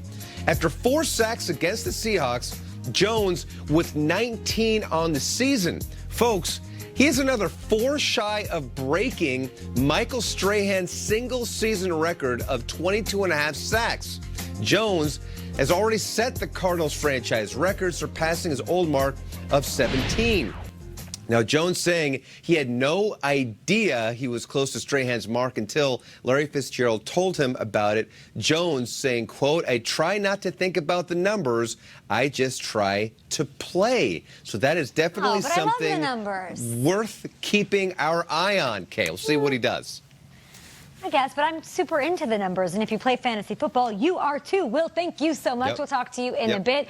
It's time for some fantasy awards. It's the holiday season. It's not all about taking from these players, taking their yards, their PPR points, their interceptions, their great plays, all of that. No, it's about giving back to them and saying thank you. So this week I'll be giving out some awards, putting out that Christmassy good juju out there. I want to give some love to the guy I think was the steal of the draft in 2019. That is the very first award. I'm going to give plenty of option here. Guys who went in the late rounds that performed better than expected. I thought about Mark Andrews. John Brown was a super steal, and Cortland Sutton, the second-year wide receiver out of Denver. Just to name a few, one player really stuck out. And the winner is There's a guy named Waller who's a tight end for the Ravens, who I just love. Ever since back in the Dustin Pitta days, I love picking up tight ends over the Raiders. At the Ravens. Yeah. There he is right there. And it's just, during these bye weeks, like, you have a lot of holes, and if you got a flex player in there, just throw them in. Also, tight ends are so fun because they get in the end zone. Jerry O'Connell called it over 3 years ago. He did, and he balled out. It's Darren Waller, hands down. He finishes the fantasy season 5th in scoring among tight ends, 2nd in yards. He has over 1,000 and 3rd with 84 catches. Not bad for a guy who was taken in the last round of most drafts. He went and drafted a lot of them, too. He went behind guys like Trey Burton. Jimmy Graham was drafted before him. His story, by the way, impossible to not root for. One of the bright spots in what's been an up-and-down year for those Raiders who might get into the playoffs. Next up, it's the Why Did You Listen to Me award. Why would you listen to anything that I say? This is a player who did not live up to my expectations, and I am truly sorry if you listen to me and use your first-round pick on him this year. Nobody's really talking about him. Nobody's considering him a tremendous threat. Adam Gase is keeping him away from everybody in bubble wrap, no preseason action, and then boom, week 1, he's going to bring it. And he will win MVP as a running back, the first guy since Adrian Peterson to do it, because he's going to take the Jets to the playoffs for the first time since 2010. Boom. Yeah, I got nothing. There. I am sorry about Le'Veon Bell. I thought he was going to be MVP. I thought the Jets were going to be in the playoffs. And yes, there were a number of guys that I got wrong, and I considered for this award David Johnson, to name one, tight end O.J. Howard, to name another, but we had to give it to Leb. Huge expectations for him. He finished, though, let's be honest, he wasn't as terrible as I think people believe that he was. He finishes 15th overall at running back. He did rack up over 1,000 total yards, so he didn't totally wreck your season. Definitely not what you expected if you took him in the first round. And I'll say this, he really impressed me as a leader, as a player, as just a force in that locker room. He never got down on a bad season, and I'm in on Le'Veon Bell going forward. Finally, let's give you the Why Don't You Listen to Me award. Don't you know everything I say is right? Come on, it's the opposite of the last award, something that I got a lot of heat for, but I actually got right. It's hard to not fall for a guy who's going to have 179 Adams, Humphreys, and Deshaun Jackson targets out there for the taking. Look, he had 4 of the 5 best games of his career when Deshaun Jackson was off of the field. He had almost 1,000 yards last year as the 3rd, sometimes 4th option for Jameis Winston. Better coach, less attention from defenses with Evans out there, unproven run game. They're going to pass a ton, especially in that division. So to me, he is a top 20 wide receiver in my opinion.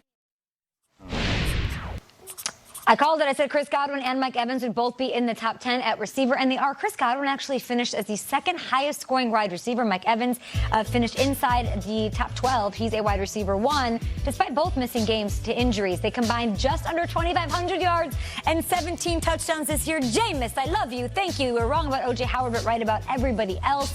And Godwin went an average at 20th at receiver in most drafts this year, behind guys like Brandon Cooks and Robert Woods. More awards to come. If you have some awards you want to give out to guys who help win your season, I'm loving seeing all the traction on Twitter, and I'll retweet you if you show me that you won your fantasy championship. More GMFB on the way. Swagger Claus, you're up. All right, let's do this. A little toe drag swag coming up. Or should I say mistletoe drag swag? Or should I say snow drag? You get the point. It's the holiday season. I'm going to show you the catches and the fancy footwork. I'm going to go eat some cookies during our commercial break. Merry Christmas, everybody. Brace yourselves. Jared and Trent, oh boy, they're back downstairs.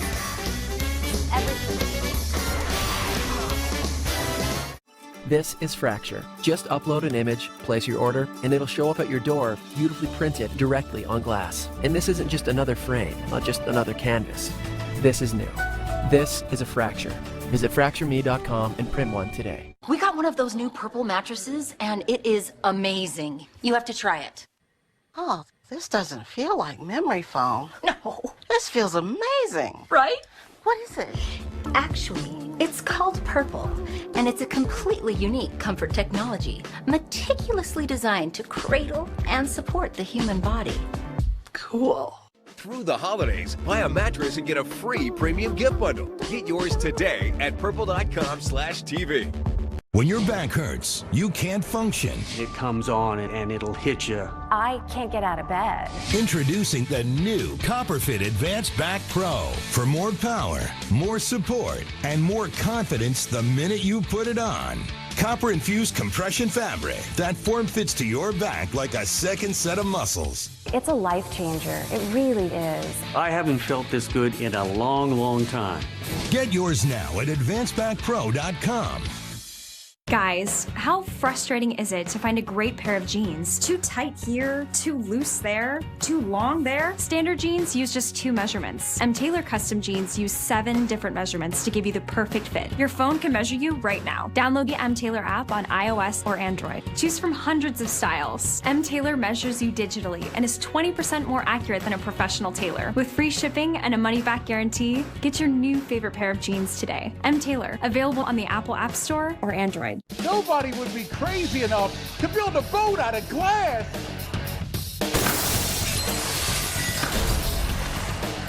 But I would, using these heavy glass panels and only Flex Glue Clear. Not only does Flex Glue's powerful adhesive hold the entire glass boat together, but it's virtually invisible. Now that's Flex-tastic. Get Flex Glue Clear or any of the Flex Seal family of products at FlexSealProducts.com. Jesse was sheriff now. Dutch came in on the noon train, looking for revenge. But Jesse's played over 9,000 games with Gamefly. Start your 30-day free trial at Gamefly.com today. Product shown rated D through M. Nobody beats Jesse, because he has Gamefly. Here come the playoffs. 4 weeks headed your way. 12 teams, down to 1.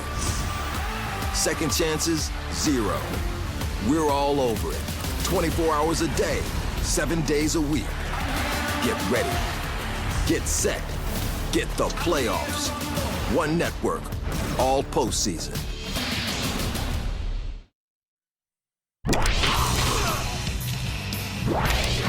Welcome back to Good Morning Football. The Packers, if they win, they clinch the NFC North with this victory. And after starting slow with some mistakes, a couple of fumbles, interception in the first half, Aaron Jones got cooked. Oh, man, keeping up with the Joneses is tough to do when he's that good. He had 23 rushes, career high 154, 2 TDs. My man was getting busy, and Matt LaFleur likes it. Aaron Rodgers loving it. How about that? And here is the NFC playoff picture. The Minnesota Vikings, they slide to 9-5. Make it happen, though. Packers clinching the NFC North. The Cowboys are still in the hunt. And look at those Eagles. We want to see how that shakes out. But the teams are good. Just check out that first column. 12-3, 12-3, 12-3. Packers win Week 17. They lock up a first-round bye. They can get the number 1 overall seed with the win, and the Niners lost to the Seahawks. Oh, yeah. We're out on Wall Street. My name's Jared. This is Trent. The holiday bonus check just deposited, baby. God rest ye merry gentlemen. We're going to get a little bit silly here on Christmas Eve. It's Wall Streeters. We're buying, we're selling the NFL. Holiday bonus time. We're feeling pretty good. It's been a good year for us. Yeah. It's also been a good year for the Baltimore Ravens, my friend. Let's go, Baltimore! Baltimore Ravens to the Super Bowl. Merry Christmas. Go Ravens. She likes it. I like it. Let's go. I love that, gentlemen. Are we buying or selling the Baltimore Ravens to the Super Bowl? Trent. Yeah. I'm selling. You're selling them, J-Man. Are you crazy? I'm not. Tell the people buying yet. Not when Mahomes and Brady are still in this stratosphere. I'm not booking anything. I got friends. What you got? I got a couple friends from Pikesville. I got one from Owings Mills. They all booked their trips to Miami. I told them, don't do it yet. Don't do it yet. I've gone early on some stocks, and I have regretted it. Let's wait to see, at least at the divisional round. I'm being patient. I love Baltimore. I love Reisterstown Road. I love everything about that city. I don't love cashing checks until they deposit. Let me see what they do against the Patriots and the Chiefs before I'm booking any trips to Miami. Trent, my good friend, my brother, my man, are you all in on the Baltimore Ravens? Am I going to buy the Ravens? Of course I'm going to buy them. They got to buy, dummy. It says it right there on their schedule. Who's going to beat the Ravens? The Chiefs? The Chiefs are big in 2018. Now nobody cares. They're the Fortnite of football teams. The Patriots? Okay, Grandpa, I flipped on that Patriots crew harder than all the other reindeer went from bullying Rudolph to kissing his butt once he could serve their purpose. Who else? The Texans! Did you watch the last game? I haven't laughed that hard since Jared showed up to the company party and spiked the punch bowl with absinthe. Hey, if any of you are looking for any last-minute gift ideas for me, I got one. T-Ren's got one. I like a Ravens doubter. Right here, this morning. I want him brought from a happy holiday slumber over there on Melody Lane with all the other stupid people, and I want him brought right here with a big ribbon on his head. And I want to look him straight in the eye, and I want to tell him what a cheap, lying, no good, rotten, four-flushing, low-life, snake-licking, dirt-eating, inbred, overstuffed, ignorant, blood-sucking, dog-kissing, brainless, hopeless, heartless, bug-eyed, stiffy-legged, spotty-lipped, worm-headed sack of monkey bleep he is. Hallelujah! Holy bleep! Where's the Tylenol? Oh, Griswold, you're the best. I love my guy Trent. Now it's a holiday. He is all in on the Ravens. Next up, let's talk about that Patriots offense. It was dead and buried all season long, and then it was awoken on Saturday night. I'm hot. Buying, selling, Patriots offense. You want to talk Patriots offense? Call him, Jared. Buying, because I love leadership. I look at stocks. I don't look at the companies and their performance. I look at who's running those companies. I'm all in on Amazon because I love that Bezos. I'm all in on that Berkshire Hathaway because I love my man Warren Buffett. And I'm all in on that Patriots offense because I love my Belichick, my Brady, and my McDaniels. 20 Super Bowl rings between the three of them. 20. I love these guys. A lot of rings. You know what? I got that many wedding rings. I know you do. And I was at 4 of those weddings. The 16 others I did not quite make because I knew there were going to be others. But this one might be another ring, and I'm not bailing on this offense. Hey, Patriots offense, I saw you Saturday night. I'm in for January. All right. Don't get me wrong. We've all gotten paid by the Patriots. Tom Brady paid for the walk-in humidor in my panic room, and I thank him for that. But this offense looks worse than the time I surprised my girlfriend's girlfriend with a kitten for Christmas, and I forgot to poke holes in the box, okay? Could I be wrong about the Patriots? I don't know. Is it wrong that I made 12 sticks last month and I still steal my neighbor's Wi-Fi? Maybe. Listen to me. Right here, sir. Right through here. Puffing a cigarette like a gentleman. I love that man. Listen to me. Appreciating assets. People, that's how you get a helipad. That's how you write off your mistress under stress relief. New England is depreciating right in front of our eyes. Dump them. Dump them like a girlfriend who doesn't appreciate you purchasing her a very expensive exercise bike for Christmas and tracking the progress for the sake of encouragement. Encouragement. The Patriots in the AFC are like your boy in the SEC. One day you think you own it. The next day guys in windbreakers are seizing both your Bugattis. It's over. To quote that timeless romantic anthem of one man's quest to prove chivalry is not dead, he really can't play. It's time to go away, Brady. It's old outside. Sell him. He's out on the Patriots. I'm out. Oh, my gosh. Trent just took off his shirt. I'm running hot right now. I can't believe what I'm seeing here. Oh, on Wall Street. It's like a Yule log. They're door busting the hot and manly behind us here. It's all happening here on Christmas Eve. But let's go to the biggest question of all. Are we buying or selling Santa Claus? Oh, Santa, you're gonna sit to the people and you're gonna sell Santa Claus. Let me do my blood pressure. I'm not selling Santa Claus. But I do think he could tighten his act up just a little bit. It's 2019. Everyone's gluten. Everyone's vegan. Should Santa really be sucking it in every single December to get into that thing? Be careful now. And also look at Amazon and Amazon Prime and all these great services. Is really the most efficient way to be going by a reindeer at the last witching hour. I love Santa. I'm selling on his process. I'm out on the I think he can tighten things up just a little. You buying or selling? I trust the process. And I trust my blood pressure. Do 10 over 170. I'm down. I'm good. I'm concentrating. Santa's my kind of guy. We both love red high-performance whips. We both love it when strangers sit on our laps. And we are both completely skirting the IS every single year. And we each enjoy a good sleigh. People love that his beard is white. People think my beard is a white. Maybe they're both right. I don't know. Santa lives in the North Pole. I live in the West Village. We're both surrounded by snowflakes. This man works for one night of the year. And all the children love him. I work 120 hours a week. My own kids only talk to me when there's a court-appointed guardian present. And ho, ho, ho. In his business, that's a laugh. In my business, that's an expense report. Buy them. But first, lunch, Lugers. Liquid lunch, Peter Lugers. They don't take credit card. They only take cash. I'm going with Trent. Sit down.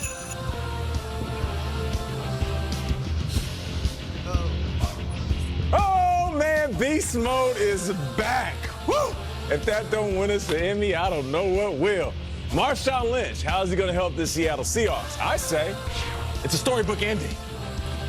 What about those Cowboys, though? Okay, what's the biggest piece of advice Emmitt Smith passed on to his son about football? I guarantee that you can take it with you into your everyday lives. On the next NFL 360, the heroic story of Kenny Moore saving not one, but 2 lives. Kenny saved Chica that day, and arguably, he saved Max. NFL 360, tonight at 8, only on NFL Network. Every Sunday, NFL Gameday Live brings you up-to-the-minute scores. He is Houdini! Fantasy stats, then mid-game analysis. It is going to be some big plays out there. He has played lights out. NFL Gameday Live, Sunday at 1, only on NFL Network. My hair loss was a reminder of my age. When I started first seeing results, I got excited. It makes me feel younger. The things I love about Roman are the simplicity, the confidentiality, and the fact that it works. In honor of its 100th season, the NFL invited teams, fans, and players to huddle for 100 by volunteering in their community. Join us this holiday season to spread the spirit of service.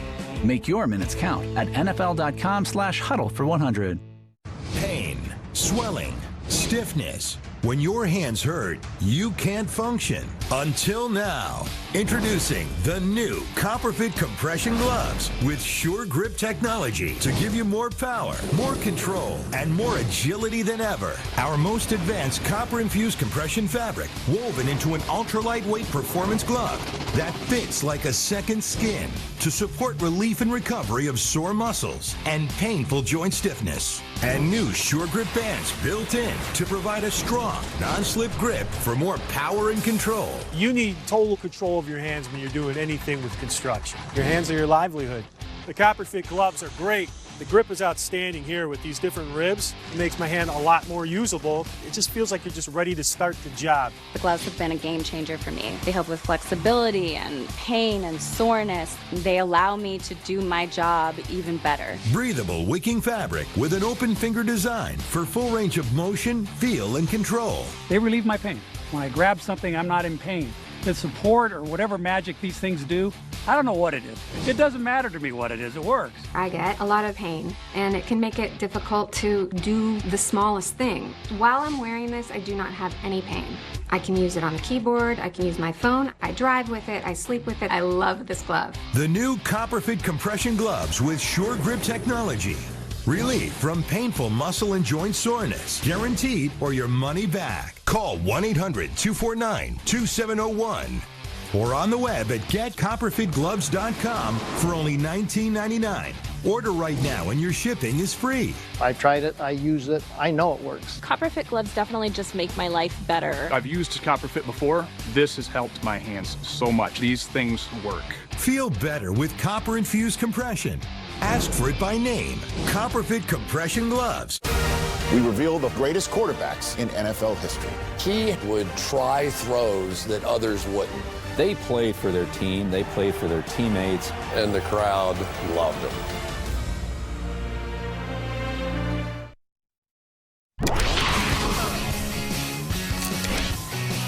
Back on Good Morning Football, Merry Christmas to you. We're here live at our breakfast table. We'll be joined by the Goof Troop. That's right. In a bit, you were literally crying during that segment. It was pretty crazy. Emotional for you? Very emotional, yeah. And then the music we're playing during the commercial breaks. Of course, all of that. Yeah. Will Self is out in the newsroom in Culver City. Take it away, Will. We're a mess over here. All right, thank you. I just wonder what Trent's blood pressure is right now. A little concerned about him. Either way, it is a simple equation for the Eagles. I love this show. Win, and they're in. Philly controlling their own playoff destiny as they get set to take on the Giants in the regular season finale. Now, whether they'll have tight end Zach Ertz for the game is still TBD after he suffered a fractured rib in Sunday's win over the Cowboys. He'll undergo more tests to determine the severity of the injury. Ertz finishing the game despite the injury. As for their game against the G-Men, head coach Doug Peterson knows the importance that it carries.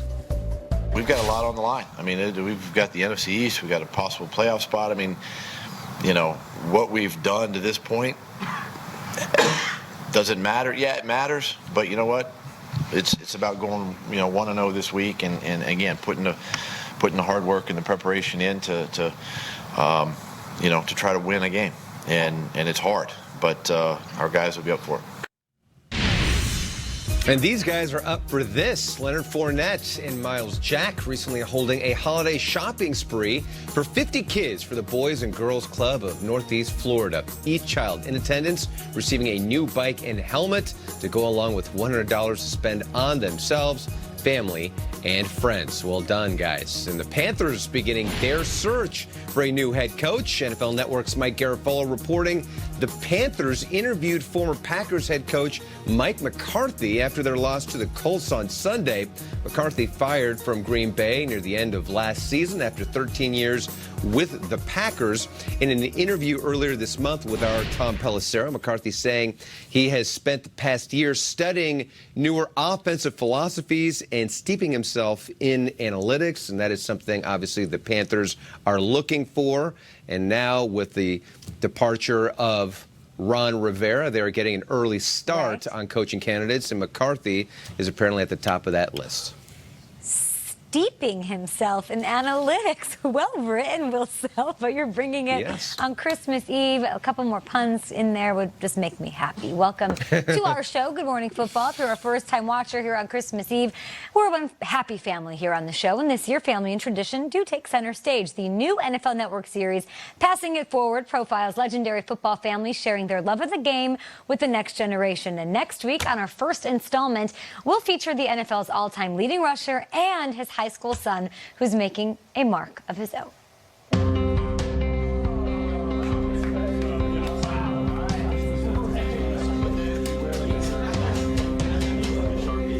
Okay, here's what you got for today, guys.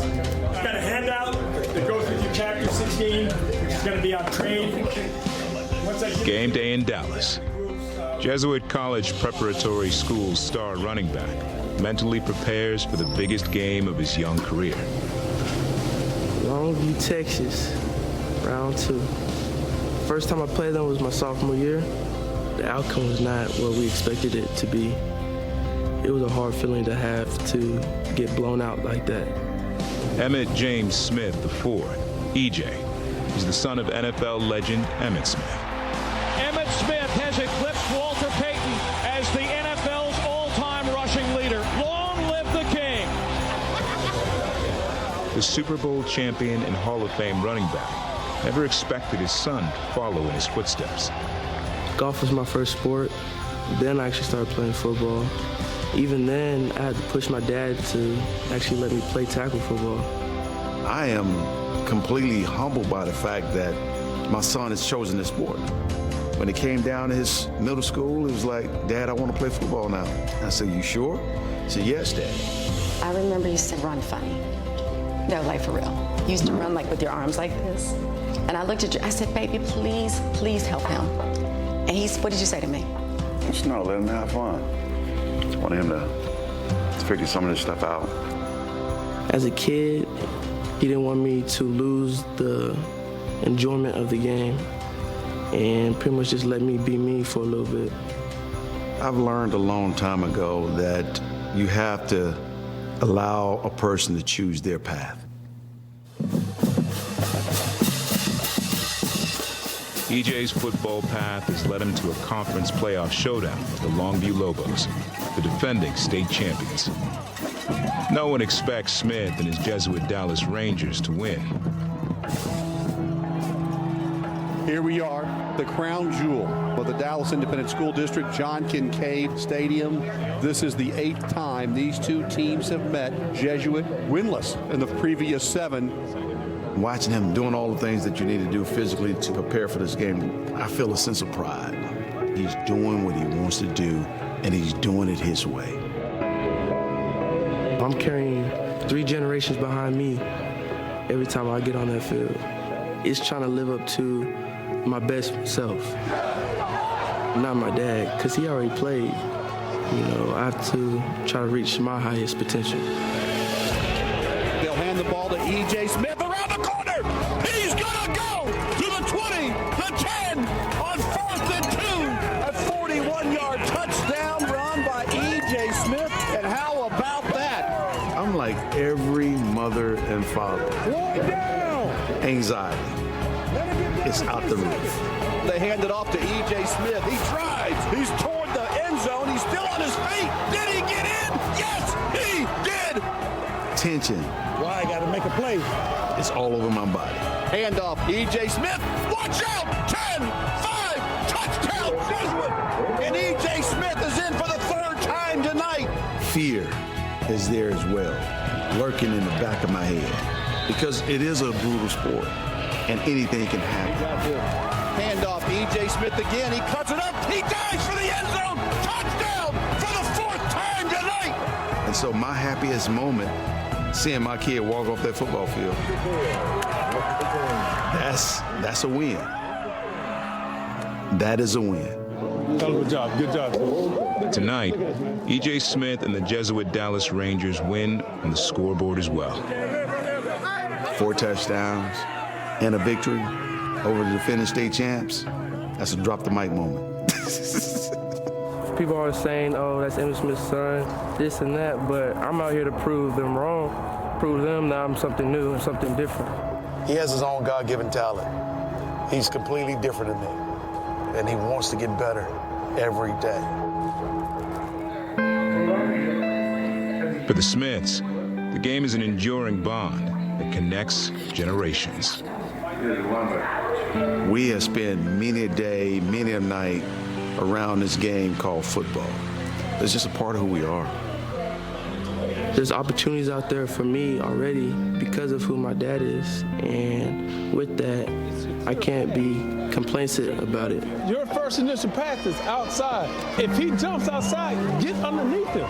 You want to give them the intricacies of what sports bring, the humility, the discipline, the focus, the dedication, the work ethic, the drive, and the ability to help others along the way.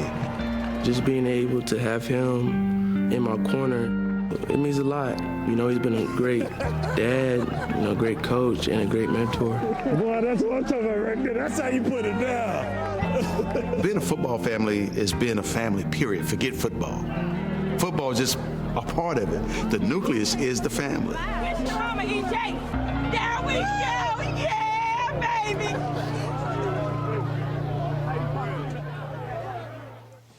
Excited to learn more about this family and see where EJ can take his career. Last week, he took his next steps into his football career. He signed his letter of intent to play college ball at Stanford. It was a viral video. If you haven't seen it, please go find it. It's Emmitt sitting next to him and really speaking as a dad about how proud he is to see his son make his own footprint, not necessarily follow his footsteps, but do it his way. It was a very prideful, very Christmassy sort of vibe. Check it out and stay tuned in the coming weeks. We continue to tell the stories of NFL football families. More Good Morning Football from our family to yours. Merry Christmas. Playoff picture getting clearer. We're breaking down what happened after that crucial NFC North matchup last night. Highlights and more. Green Bay has a defense and a run game. Who knew? And Nate has snow drag swag.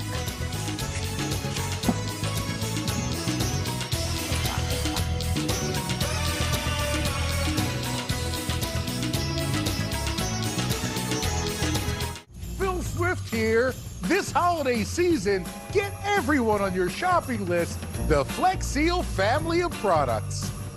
I'm delivering a lot of Flex Seal this holiday, so I turned the boat into a flying sleigh. Yeah, doggy! And don't forget about our portable Flex Seal minis, available in this adorable holiday gift pack. Make everyone happy. Give them the Flex Seal family of products. Ho, ho, ho! Sore muscles and joints have met their match with the new Freedom compression sleeves from Copperfit. Now with more compression that you can begin to feel the instant you put it on. The second I put it on, it was just wow. Oh my gosh, this thing is amazing. I wear it everywhere. An everyday wear copper-infused sleeve that feels good as it reduces swelling and relieves pain. I can't remember the last time I was able to work a full day without knee pain. It became my answer. It's real simple. It works. Available now at these fine stores. Just located. Original U.S. government Morgan silver dollar. Bulletin, 9:45 a.m. New York. National Collectors Mint releases 2,988 of the last surviving United States minted Morgan silver dollars still in existence. Each coin is 99 to 142 years old. All are guaranteed to be in brilliant, uncirculated to fine condition. Each contains over 3/4 of an ounce of pure silver. Will massively increased silver demand in China and India drive the price to $50 again or even higher? Purchases of silver coins and bars are up over 400%, but you can still get the same quality Morgans for our lowest TV price ever. Just $19.90 each. Strict limit of 5 coins per caller. Money back guarantee. Don't miss out. Call now. To order, call 1-800-457-0821. That's 1-800-457-0821. Strict limit of 5 coins per caller. Call 1-800-457-0821 or log on to realmorgans.com. After the quarterbacks are revealed on the Old Time Team finale. Phenomenal talent and such a competitor. Stick around as we break down the selections with Old Time Team member Joe Montana. The Old Time Team Reaction Show, Friday at 10, only on NFL Network. Here come the playoffs. 12 teams, down to 1. We're If you want to work an IT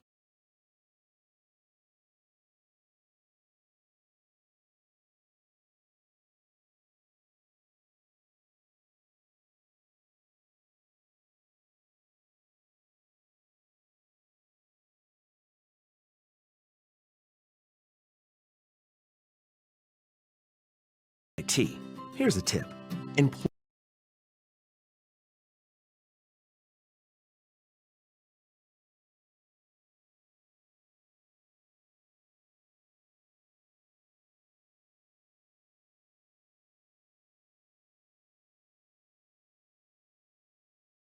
I expect this offense to explode. On every story, defining the game. This is the guy you've been wanting in your defense. His catch percentage is insane. As it unfolds right in front of our eyes. There's no place like Baltimore! Follow my guy, James Jones. That's when you're going to find out what's going on. We know the league better than anyone. They create so many mismatch opportunities for their offense. And we're there to make sure you do too. And Aaron Donald finishes him off. NFL Total Access, only on NFL Network.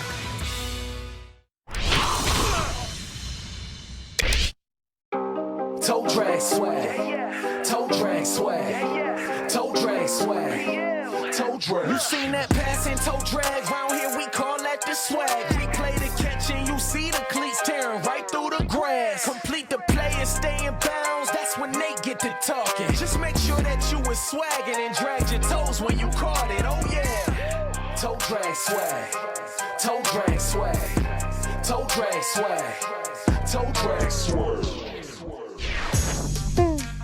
It's Tuesday, baby. Shout out to PL for the intro.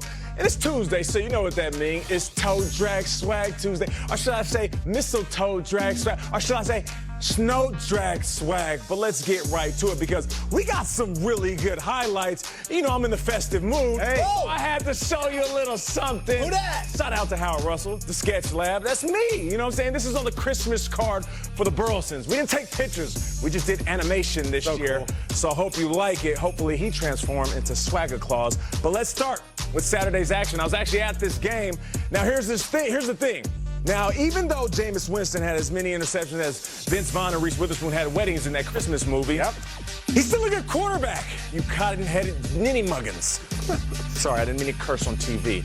But here's Brashad Perriman, as I like to call Ahmad Brashad, because he goes up and gets those feet down, a little heel drag on the sideline. Jameis Winston, he threw some tough picks in this game all season, but I still feel like he's going to be a Buccaneer. And if you're watching him, here's the thing, man. Touchdowns or interceptions, he's the gift that keeps on giving. You feel me? All right, let's move this thing along. So let's go to the Bills. You know what I mean? The Bills, they're playing the Slatriots. Now you got Josh Allen. He's going out. Ooh, this is cold right here. My guy, Cole Beasley.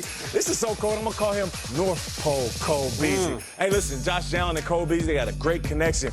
He is becoming everything that he wanted to be in Dallas. So shout out to that combination working. And if this team is going to do damage in the playoffs, Cole Beasley is going to be a recipient. They normally don't want Cole around Christmas time, right? But it does bring the fire. You're right about that. Thank you. All right, let's go to number 3. Jets hosting the Steelers.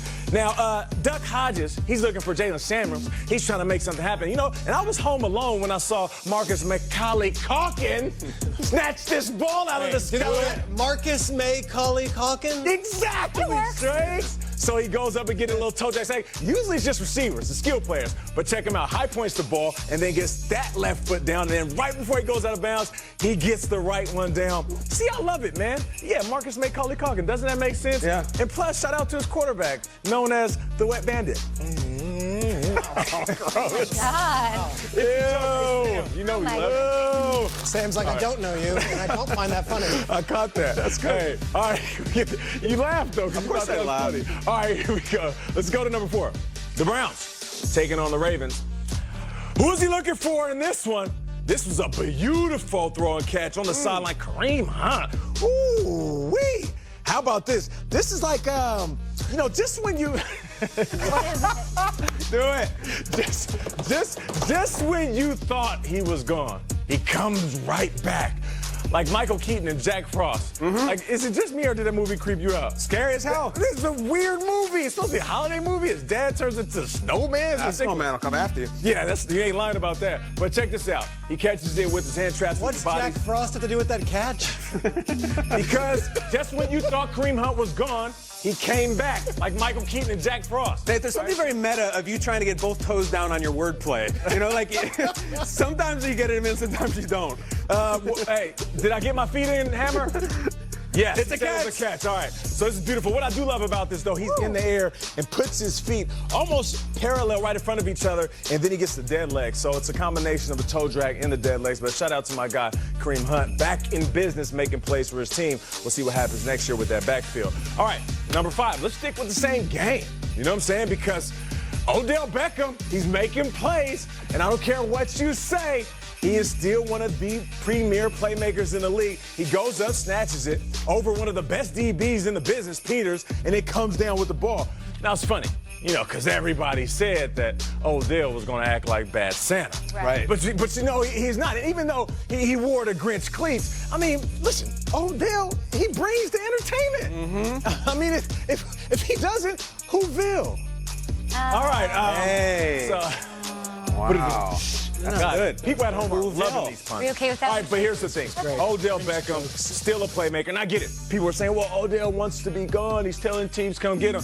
Really? Really? Or is this all speculation? Can we just let Odell live? What do we say? Oh, man, as soon as he doesn't get the ball, he's going to go nuclear.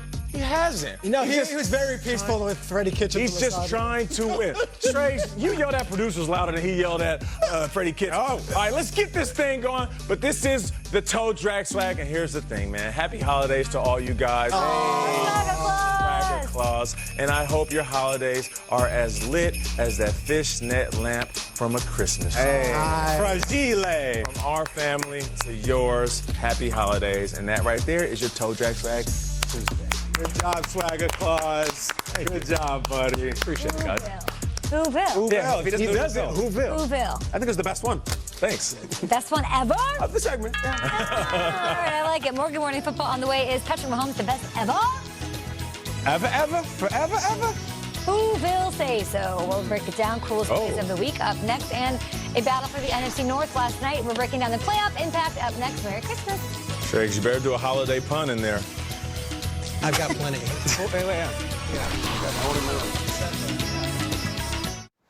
I like giving the best tech gifts and saving serious coin. Samsung makes amazing tech, and we're having a Samsung sale right now. Wow, you must be... An angel? I was gonna say cold. Save on everything from Samsung big screen TVs to appliances.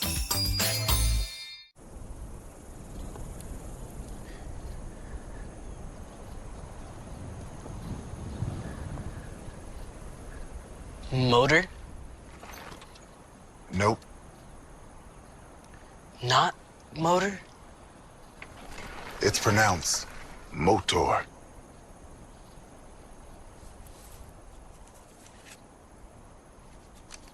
For those who were born to ride, there's Progressive. Stand up if you are a first-generation college student. Stand up if you're a mother. If you are actively deployed, a veteran, or you're in a military family, please stand. The world in which we live equally distributes talent, but it doesn't equally distribute opportunity, and paths are not always the same. I'm so proud of you, Dad. I will tell you this, Southern New Hampshire University can change the whole trajectory of your life. Remember that degree you got in taxation? Of course you don't, because you didn't. Your job isn't understanding tax code. It's understanding why that will get him a body like that.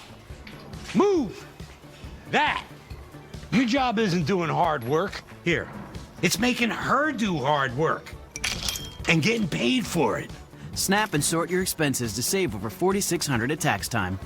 Jody, it's time to get yours. QuickBooks, backing you. In an era of online retail where everything is just a few clicks away, buying a car should be no different. That's why at Carvana, you can buy a car 100% online. We made it easy to browse, view, and buy from over 10,000 cars. You can even trade in your old car, all while binge watching your favorite TV show. Afterwards, we'll deliver your car to you. Or you can pick it up from one of our car vending machines. Either way, your car comes with a 7-day return policy. So grab a seat, relax in your comfy pants, and enjoy the new way to buy a car at Carvana. Jesse was sheriff now. Dutch came in on the noon train, looking for revenge. But Jesse's played over 9,000 games with Gamefly. Start your 30-day free trial at Gamefly.com today. Product shown rated D through M. Nobody beats Jesse, because he has Gamefly. On the next NFL 360, the heroic story of Kenny Moore saving not one, but 2 lives. Kenny saved Chica that day, and arguably, he saved Max. NFL 360, tonight at 8, only on NFL Network. Catch up on Sunday's biggest plays with extensive highlights from the entire day's slate of games. The legend continues to grow. What a day he had. NFL Game Day highlights, Sunday at 7:30, only on NFL Network.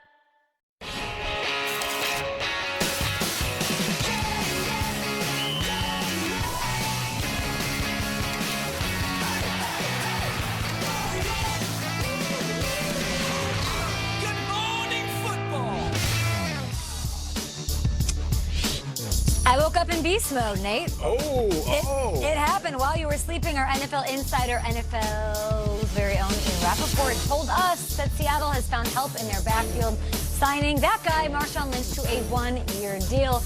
Merry Christmas to all. Lynch, of course, visited with the team. He passed the physical. The deal is done, and Seattle's lost a couple guys, Rashad Penny and Chris Carson and CJ Prosai, so he will fill in and try to make things happen for them week 17 and on as they sit firmly in the playoff picture. Merry Christmas! Merry Christmas! Everyone. I just had like 7 cookies. Isn't Nice. that great? Did you? I just left. Okay, what's on your Christmas list?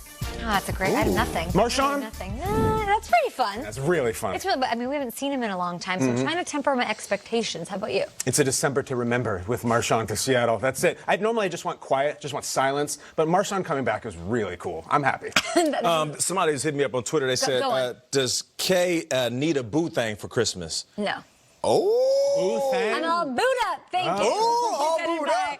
Intuit QuickBooks here this morning. It is Tuesday. Merry Christmas. Let's get to some highlights from the NFC North. Let's do it. Okay. Might have been a few boos last night in Minnesota. How I'm feeling? Hey, I got a light up Christmas sweater. That's pretty cool.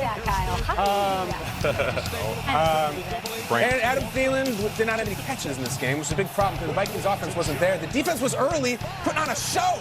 Aaron Jones, fumble, it's out. Anthony Barr caused it. They scooped it. They almost scored. Decibel level on high. They were showing the graphic even. I'm going to football. The place was super loud. We're going to win the North. We're going to do it. Where do you stand on decibel graphics? I liked them a lot as a kid. Okay. Chicago Stadium in the 80s had the Fanometer, and I used to scream. I thought it was real. I don't think it was at that time. I thought it was like an earthquake. I'm in. I feel like the Chiefs and the Vikings and the Seahawks really love those fan volume things. Humble roots for me with Will Perdue and Horace Grant. They made you scream. And the Vikings fans were screaming for this because it's an Aaron Rodgers interception. That's his 3rd one of the season, everybody. Anthony Harris picked it. Rodgers not pleased. But what can the Vikings do? Watch this pass. This is why you get tantalized by Kirk Cousins, everybody. It was Nate, an absolute dime. He was on the inside, ran a fade route. At this point, you're thinking to yourself, is this game going to get out of hand in favor of the Vikings? It did feel that way because the Packers Tantalized did by nothing. Kirk Cousins is something you just said. Yeah, that might have been autobiographical. Is anyone outside of Kirk Cousins' family tantalized by him? Because I am. I'm tantalized by this, too. Harrison Smith just does a great ball punch. Strager was talking earlier in the week about what T.J. Watt does with punching the ball. Can we get another shot of Harrison? Look at this, and it's a boom! Who's that? Bernard Hopkins, Marvin Hagler. I don't know any Minneapolis area boxers. Hamilton, help me out with that, please, if you don't mind. But we had some injuries for the Vikings, too. They got banged up, and the tide of the game started to turn. Watch this. Kirk Cousins is wide open. How tantalizing is this? Oh. Kirk reached for it like he does on many of his jokes, but he couldn't get it. Stephon Diggs, come on, buddy. You got to put it on him. There's not a big catch radius on number 8 right there. You got to hit him. He doesn't have another gear? No. It's very, very reminiscent of Tom Brady in the Super Bowl against the Eagles. Same spot in the same stadium even. Couldn't bring it in. 10-9, though. Get that play-action game going. Come on. That's what we do. Dalvin Cook be damned. We're going to go to strip. Oh, no. There's 2 guys there. One of them's Kevin King. He picks it off, makes a big return. Guys, the Vikings had this thing going in a turn. I think it's part of the story. They're up 10-9 with 7 minutes left in the third quarter, and then they completely vanish. And you're not as fooled by the play action when it's not Dalvin Cook, right? How about this? That was the first interception for the Vikings off play action all year. It's never happened before. This has happened many times. I think he has 56 touchdowns. That must be a record. There he is. But he didn't make the Pro Bowl. I know. Pro Bowl is a high school skit. The fans can vote in whoever they want, and that's their prerogative. But it's whoever gives the best speech gets on the student council. Here's your speech right here. I'm celebrating at the 30. Showtime, 33. UTEP. Shout out to the Miners. Tim Hardaway, famous UTEP miner. UTEP two-step. UTEP two-step. And they were dancing all over the Vikings right now because look at this. This is called moshing back in the 90s. That's the Darius Smith in the Slipknot pit. Slipping in on Kirk Cousins, who's more of a Matchbox 20 guy. And he gets sacked a lot. LaFleur, which means flower in French, has some poinsettias for Christmas. 23-10 pack. Kings in the North. Let's look at the guy we call Pennywise, the guy we call the Golden Gun. Remember he opened season of week 1 against the Bears? He said, we have a defense. Guess what? They still do. Take it away, 12. There's really nothing like checking that first box and, on the goal list to winning your division.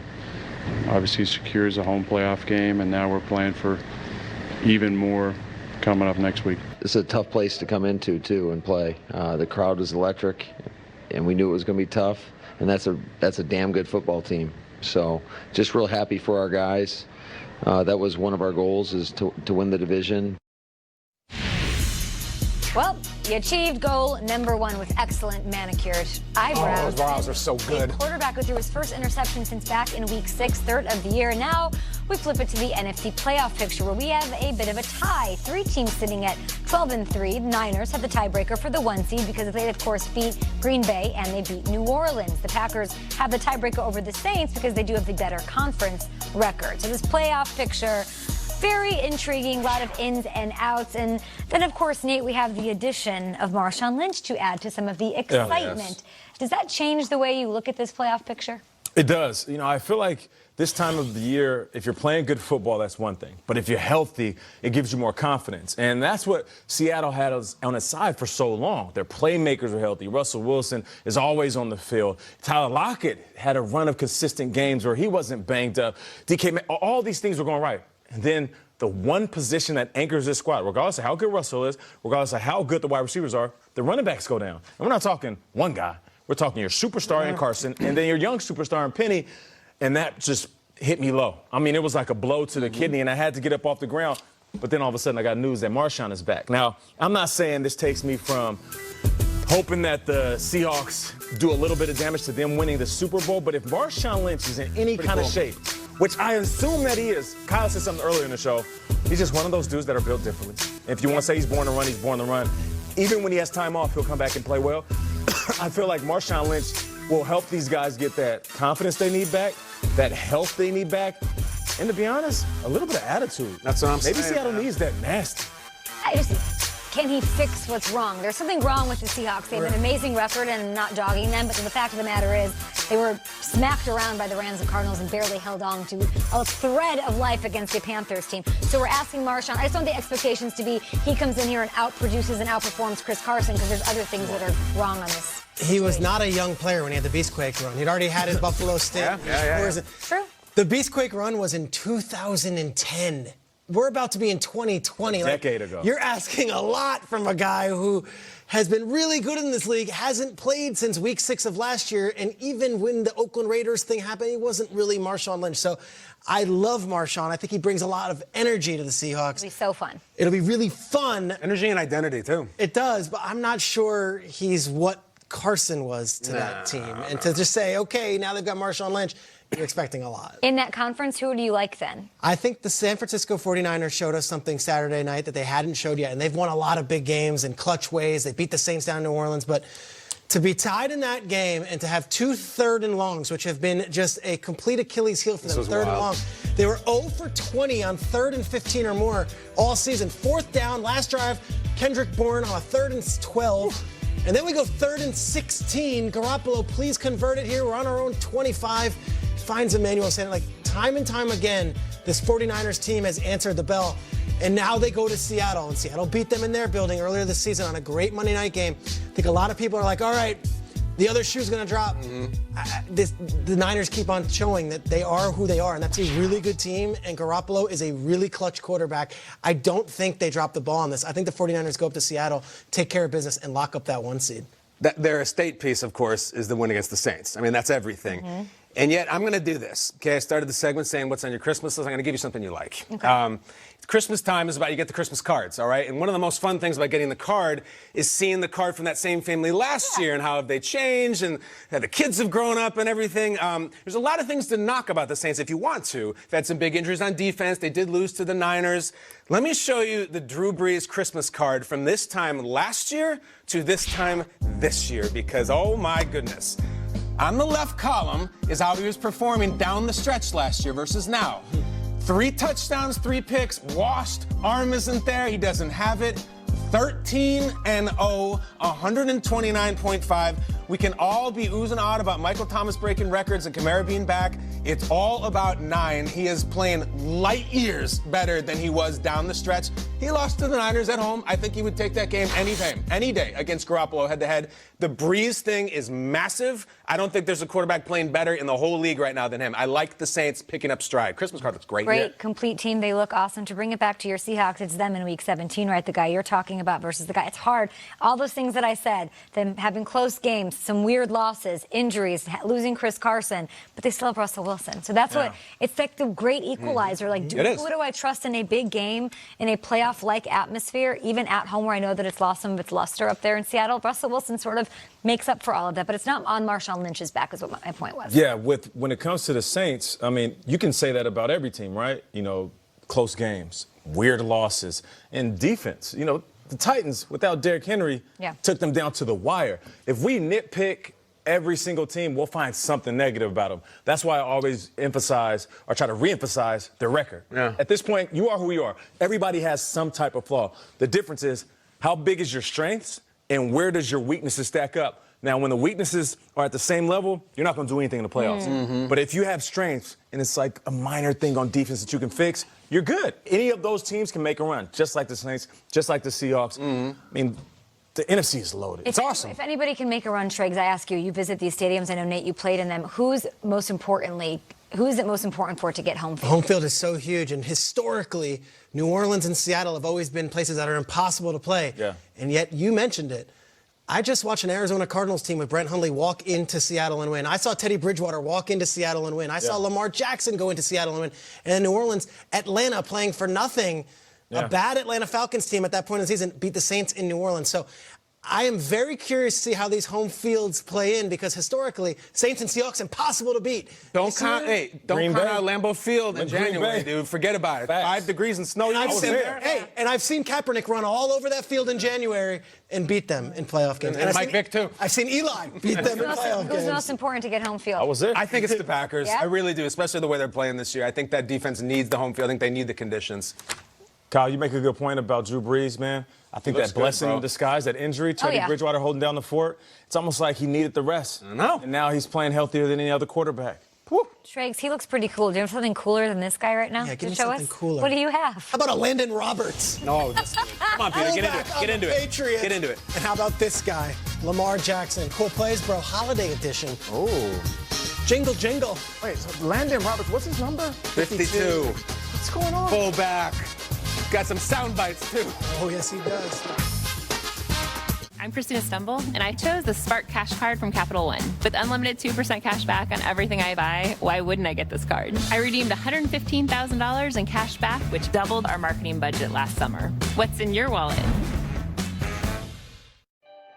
DraftKings welcomes you to the Gridiron Sweat. As the exclusive daily fantasy partner of the NFL, we're giving you a free shot at millions of dollars in total prizes.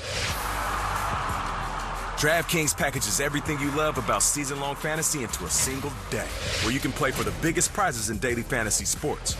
You just need to download the app and compete for millions of dollars in total prizes today. Draft your lineup with the leader in daily fantasy sports and make it rain.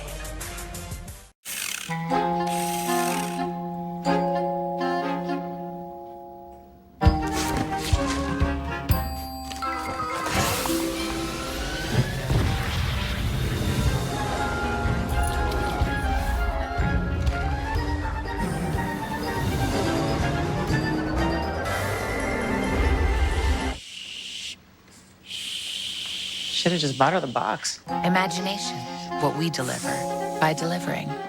It's the IKEA winter sale. AKA the up to 50% off already low prices sale. AKA the look we can touch everything before we buy it sale. AKA the BTW ICY Live FOMO IRL FTW sale. What?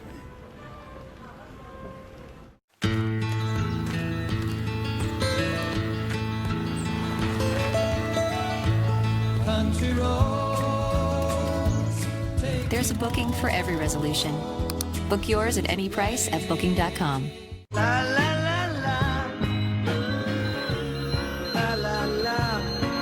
When imperfect moments become perfect memories, that's when a house becomes home. Rocket Mortgage. Push button, get mortgage. The 6-week journey is about to end. We reveal the final 10 men, greatest quarterbacks in NFL history. He would try throws that others wouldn't.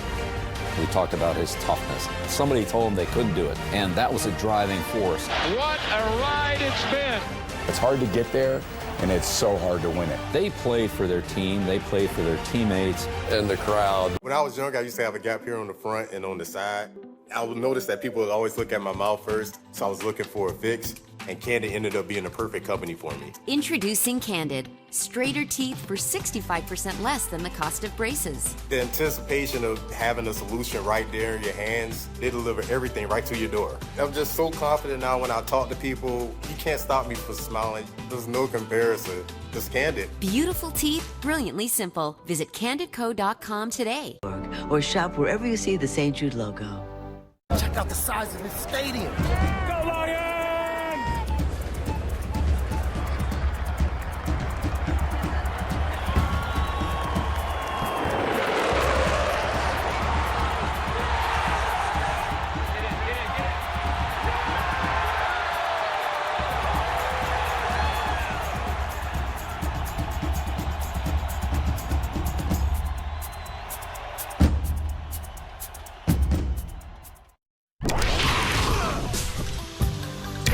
The NFL's 100th season, and we are celebrating with experiences of a lifetime. Nate, get this. You can win a trip to Walt Disney World Resort, and then you can ride in the Super Bowl celebration parade with a Super Bowl champion. Oof.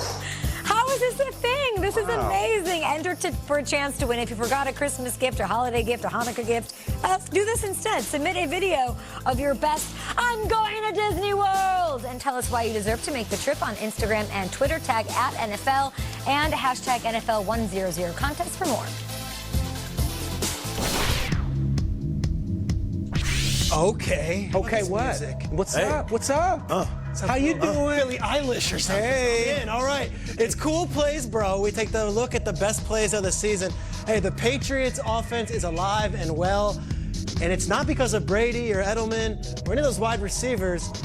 It's because of number 52, a Landon Roberts, a linebacker. A Landon Roberts. You remember him as this guy, part of the boogeymen, tackling players on defense as one of the better linebackers for the Patriots the last 3 seasons. A Landon gets after Marcus Mariota. Well, no James Devlin, no Jacob Johnson, no Dwayne Allen, no Gronk. We need someone to block. Josh McDaniels looks at a Landon Roberts, says, can I move you to offense? Coach, I don't play offense. I don't know offense, but I love to hit. Saturday night, let's see it. Saturday Night Live, number 52, a Landon Roberts, a linebacker, playing fullback for the Patriots in the biggest game of the year. And he's crushing dudes. Sorry, Terrell Edmonds. Get out of the way. We've got Sony Michel for a big run. All right. Keep an eye on 52. This is your blocking linebacker. Getting in front of a first-round pick and managing him right there. All right, that's not it. He went over there like, get off my guy. 21 snaps on offense. Watch this fellow right here. 52, a Landon Roberts. Cool. He loves to hit. Come on, baby! Oh, yeah! He's leaving the ground. He's jumping, and there goes Sony for another big run because of the Landon Roberts block. If you're wondering what the Patriots bring in December and January, he launches himself, and he takes down maybe a Defensive Player of the Year candidate in Terrell Edmonds. Goes and gets him there. All right, we're not done. Because in the biggest play of the game, here we go. It was a Landon Roberts 52 who made the biggest block of the game. Remember, does not play fullback traditionally. Had 21 snaps on offense on Saturday night. Fullback, here we go. Watch him as he takes care of Lorenzo Alexander and Matt Milano. Oh, yeah. And then celebrate. 6. Woo! This guy's the real deal. They've got their blocking fullback. Keep an eye on 52. Do you want to know what the Patriots offense is going to bring? It's that Matt Milano's been posterized yet again. Here we go. Sucks. But so after the game, you know, we're going to talk about it. Hey, you got to play fullback. Did you like playing fullback? Maybe he had some things to say about fullback. Here's what Landon Roberts had to say. Okay. Take a look at the quote. Here it is. To be honest. To be honest, on every play, I just be like, whoever steps in my way, I'm going to run through their bleep face. Woo! Just like a linebacker. I'm looking to make the tackle. And if I can't make the tackle and you're in, you're in my way, I'm going to run through your bleep face. Same on defense, same on offense. When a linebacker steps in the hole, I'm going to run through their bleep face, period. That's all I think about. Making my ... block. Running through a bleep face. Are you serious? I think we got the point. Through the face. Are you? Okay. So maybe he inspired some of those Patriots, right? Maybe he got them going.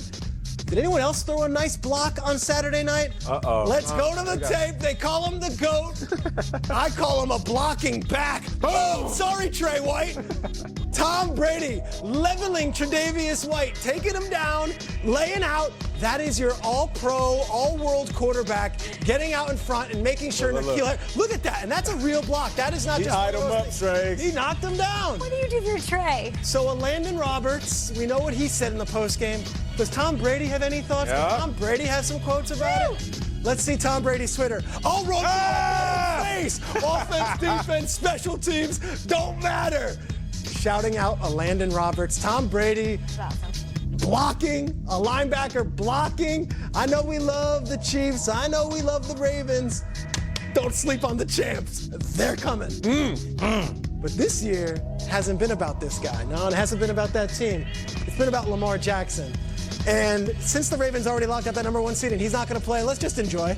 Let's just enjoy it because it's our last taste of regular season Lamar Jackson. 3rd and 10. This is not 1st and 10. 3rd and 10. That's a quarterback who just runs around 4 different defenders without any blockers. It's an insane run. Look at this. He's boxed in. Pass. There's nowhere to go. That's a professional. I'm going to run by you. That's professional. I'm going to run by you. That's professional. I'm going to run by you. No one blocks for him. He just runs by 4 different guys and converts a first down. Second quarter, 15 seconds left. So remember, we're up against the clock. Here he goes. And off the back foot, perfect to the tight end. Guys, you're not supposed to do it. You're not supposed to do this. It's not what they teach you in quarterback school. Goodness. The Manning Passing Academy, this is everything against what they say. Look at his legs. He doesn't have any legs on the ground. They're facing the other direction. 2 feet are off the air, and he just flicks it. And Mark Andrews, it's in the perfect spot. Like you always say, helmet or higher. It's the only place he can catch the ball. Lamar Jackson, thank you for 17 weeks of greatness. Thank you for helping make this segment what it was this season. And thank you for giving us the Lamar experience in January. I can't wait. He's going up against maybe the Texans defense, maybe the Chiefs defense, and he's going to at some point have to face the Patriots defense. I'm here for it. Lamar Jackson, the coolest of cool plays, bro. Patriots are coming. They really are. Landon Roberts. Are you out on the, are you like, because you were on my side with the field, are you like on with the Patriots now? Hey, that what are offense, you doing? They are a power running team. Talk about in it. a finesse league. That I think wasn't my question. I think I might be back in. You know that Roberts touchdown is coming. You know they got that in the game plan. You know they've got that pass coming. Talk about it. Will Selva in the newsroom in Culver City. Take it away. Beast Mode is back. All right, thank you very much, Kay. Appreciate that. Well, over the years, Marshawn Lynch has dropped some gems in front of cameras. When asked about posing nude for a magazine cover, Lynch saying, quote, "I love my body. I wouldn't trade it for no other body." When asked about putting beast mode into words, Lynch saying, quote, "I'm going to get mine more than I get got." Welcome back, Marshawn. NFL Network insider Ian Rappaport reporting Lynch signing a one-year deal to return to the injury-depleted Seahawks. And according to NFL Network's Tom Pelissero, Lynch has been working out intensely in recent weeks. He last played for the Raiders in 2018 before an injury ended his season early. Seattle's backfield depleted by injuries as Chris Carson, C.J. Prosise, and Rashard Penny all lost to injuries. Lynch spent 6 seasons in Seattle, rushing for more than 1,000 yards in 4 straight seasons. Now to the latest on Leighton Vander Esch's neck. NFL Network's Jane Slater reporting doctors determine a minimally invasive surgery will fix the nerve issue in his neck. He should be back well before training camp, as reported by Jane. LVE has been sidelined for the last 5 games. Vander Esch has battled neck issues since his days at Boise State. Rap Sheet also reporting Texans wide receiver Will Fuller's groin injury will sideline him for the team's season finale against the Titans. It is likely a 3-week injury, according to Ian. He has an outside chance to play in their first playoff game and will likely be available if they win and advance. Head coach Bill O'Brien is keeping all his focus, though, on Tennessee. We all understand what the ultimate goal is. We're going to work hard to be ready to go, but I think this whole deal today and this week is about Tennessee. I really believe that. I think that we've got to be ready to go, and we've got to play the game to win, because it's a very important game. It's a division rival. We know that we're in the playoffs. We know that Tennessee has to win to get in the playoffs, and we need to go out there and be ready to go and play this game to win. So I think that's the most important thing this week. The Texans have something to play for. They can clinch the number 3 seed with a win and a Chiefs loss. The Titans can clinch an AFC wildcard berth with a win, as Coach O'Brien mentioned, or a Steelers and Colts loss. So those are the playoff scenarios. Not quite in depth like A Beautiful Mind from one P. Schrags, but it's the abridged version, if you will. They can do it. They can do it. We'll break down the playoff picture even further. Thank you so much. We'll appreciate you. Friday, 8 p.m. Eastern, 2-hour series finale. Gosh, series finale already? Tom Brady joins the table. He joins Bill Belichick and Rich Eisen and Chris Collinsworth as the 8 remaining quarterbacks are unveiled, filling out the 100-player all-time team roster. They got Brady down to Mount Laurel? NFL Films? Love it. Joe Montana at 10 p.m. then, live on the Reaction Show.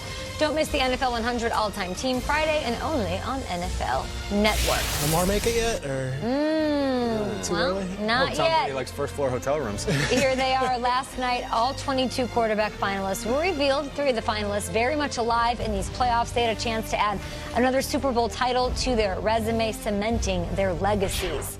Now, we'll talk about this, of course, a lot, but who sticks out to you? I love that it's Rodgers, Breeze, and Brady, and they're all still alive, and their stories are still being written. I really hope Breeze makes this final 10. He has all the records. He's got the Super Bowl ring. I don't know what else he has to have. Never has won an MVP award. A lot of the same people who vote for those kinds of awards voted on this blue ribbon panel. I would hope that Breeze is considered a top 10 quarterback of all time. I think he belongs there.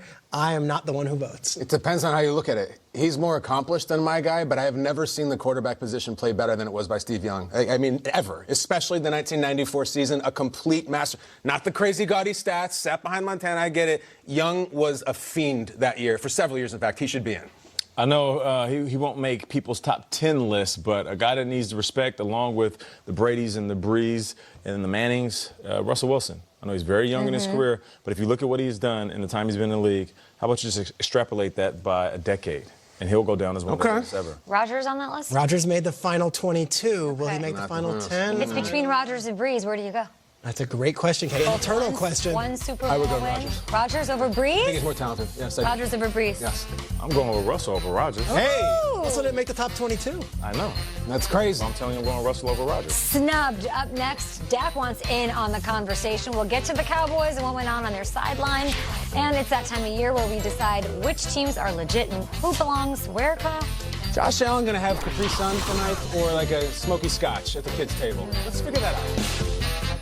Pain, swelling, stiffness. When your hands hurt, you can't function. Until now. Introducing the new Copperfit compression gloves with sure grip technology to give you more power, more control, and more agility than ever. Our most advanced copper-infused compression fabric woven into an ultra-lightweight performance glove that fits like a second skin to support relief and recovery of sore muscles and painful joint stiffness. And new Sure Grip bands built in to provide a strong, non-slip grip for more power and control. You need total control of your hands when you're doing anything with construction. Your hands are your livelihood.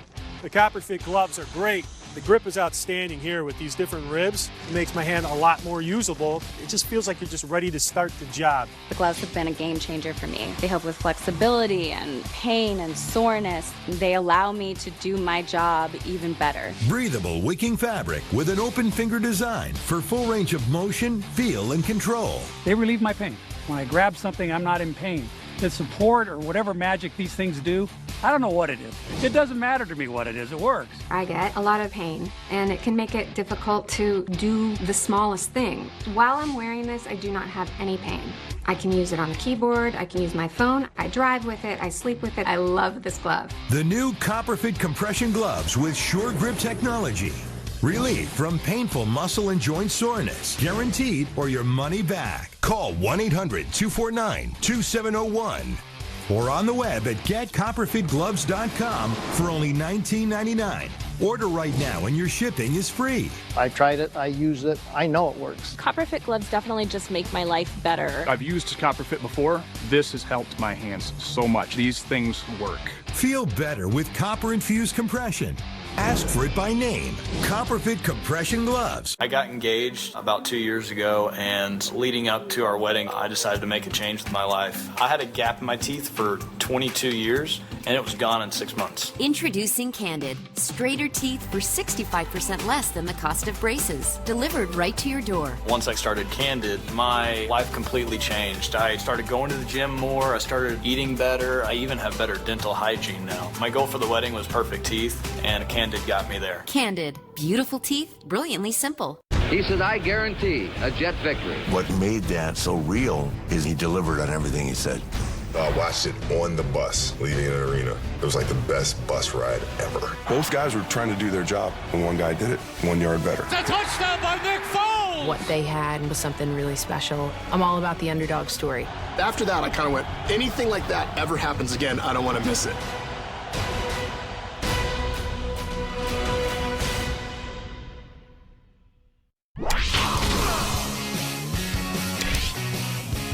Hello, friends, and Merry Christmas. What am I doing at this miniature table over here with elf hats? This is the kids' table. You might have one of them in your home tonight if you have your Christmas feast, whether it be tonight or tomorrow night. And all the kids sit around here, and there's juice boxes and chicken fingers, and they talk about who's their favorite Marvel hero. Over there, they talk about whether or not Marvel is cinema. It's really fascinating stuff. That's the grown-ups table. And you see there's some grown-up teams over there. We have Uncle Raven, Uncle Saints, Aunt Patriots is there. How's everybody feeling today? I'm feeling good. Yes. Glad to be here. We're winning games. Yes. I'm sleeping in my own bed for the next 20 days. I feel great. Hey, Stop all bragging. right. Everybody's ready. I've been doing this for 10 years. Okay. What we're going to do today is we're going to figure out there's some teams that can't decide which table they're at. And I have an open invitation always on Christmas. Anybody who wants to come over for dinner can come by. But I'm in charge of the seating, if you will. So the fun thing about Christmas, you never know who's going to stop by. All the teams are invited. Everybody knows. Someone's at the door. Who could that be? Who's here for Christmas? Oh, it's Bill. Come on, Bill. Sit down. Get over here. He's got his jersey on. Here's the thing. It's a good kid. It's a good kid. He's got a paper route. Okay. He's on the honor roll. Here's the thing. The problem with this guy, he doesn't stand up for himself. He doesn't stand up. Year after year, he sits next to Uncle Pat. Yep. And Uncle Pat's always saying, hey, how's work? Huh? You going to get that promotion soon? You want to take a trip down to Miami? And he never does. It's kind of like, I have an aunt in my family who always swears that I'm going to leave this man. He doesn't respect me. And this is the year I'm going to leave him. And yet every year she shows up with Uncle Pat again. I'm also a little worried about the adult table. There's a certain lack of, I don't know, sophistication. His idea of cuisine is, you know, deep-fried chicken knuckles slathered in hot gravy with salad dressing on top of them and some celery sticks. Yeah. So I can't really trust this guy to carve the honey-baked ham when every year he gets carved by the goat. You know what I'm saying? I don't know if I can do it. I'm sorry, I love you, but you might want to dig into these dinosaur-shaped nuggets. What do you guys think? Gave it his all on Saturday night, and yet Cousin Bill still a wild card, not the division champion. It's lobster rolls and clam chowder here at this table, and until it's not, sorry, kids. You're right. Every single holiday, he ends up breaking a table somehow. I don't understand it. That's true. Nate drinking under the table. Uncle Bill here breaking the table. You stay right here. I love you. Stay right here.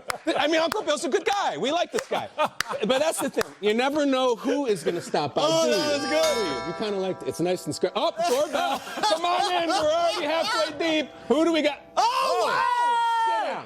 Sit down. Sit down right now. Down. Like a dog. Sit down. Like a puppy.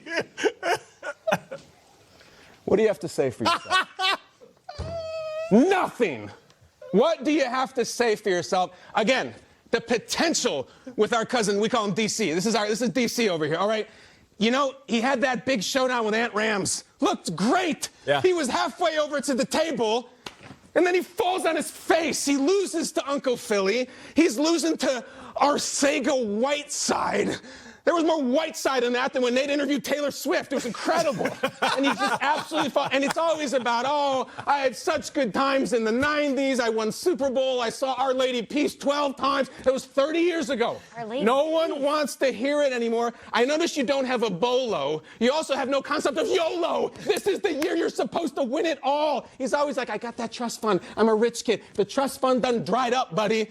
And you're sitting, oh yeah, you take that, put that lip back in. Put that lip back in. I want to plop you down in the pack and play with baby lions and orphan Bengals if you're not careful. Now here's what you should do. I can't even stand, I'm so disappointed in this guy because I care about him. Look at him? He's got potential. Look at me. Don't look at them. You're not in it, you look at me. And you stop smiling, Cousin Bill. Here's what I want you to do.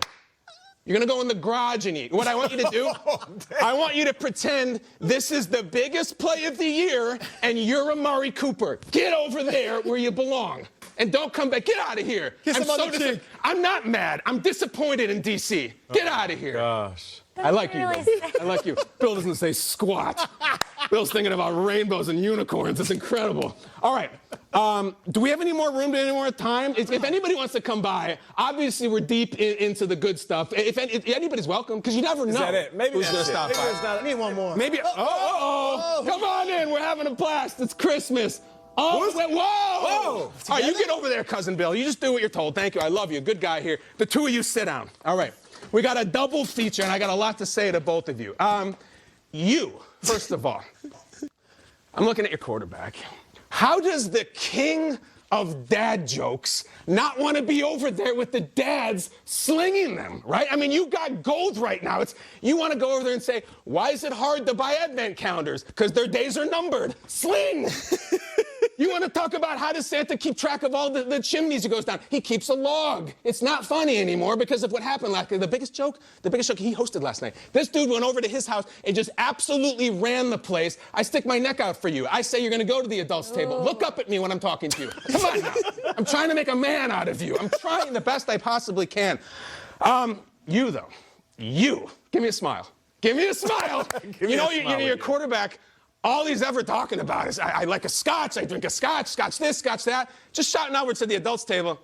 You guys got any scotch over there? You got any scotch? Maybe. And you got any smoky scotch? Do you want to go over there? You don't move. You're good. Do you guys want this gentleman? Yes. Yes. He's invited? Yes. My man. Get over there. Get over here. Go on. Greedy. Go on over there, buddy. Hey, DC, get back out here. You're not better than me, but you can be here. Get back out there. Bring back Mr. Cowboy. Get out of here. Where's DC? He's eating kibbles and bits out in the garage. I want to see I'm Cowboys. all right with you. You're still good, and you guys are both getting in. But, guys, how's he fitting in over there? I like him there. He's comfortable. He's always here. Is he? Is he? He's always here. He seems balanced, like he can handle it all.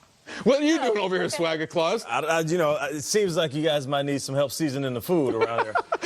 His sleigh is out there on lifters, double parked in front of my house. Thank you very much, guys. That's the kids' table. Merry Christmas, even to Bill's. Bring back Cowboys. Where'd he go? I don't know. He's gone. I want to kiss him on the cheek.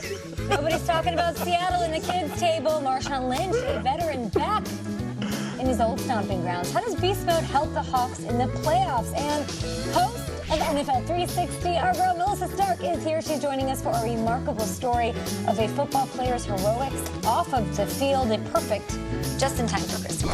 Where's the Dallas Cowboy? He's gone. I tried to get him in the garage. The 6-week journey is about to end. We reveal the final 10 men, greatest quarterbacks in NFL history. He would try throws that others wouldn't. We talked about his toughness. Somebody told him they couldn't do it, and that was a driving force. What a ride it's been. It's hard to get there, and it's so hard to win it. They played for their team. They played for their teammates. And the crowd loved him.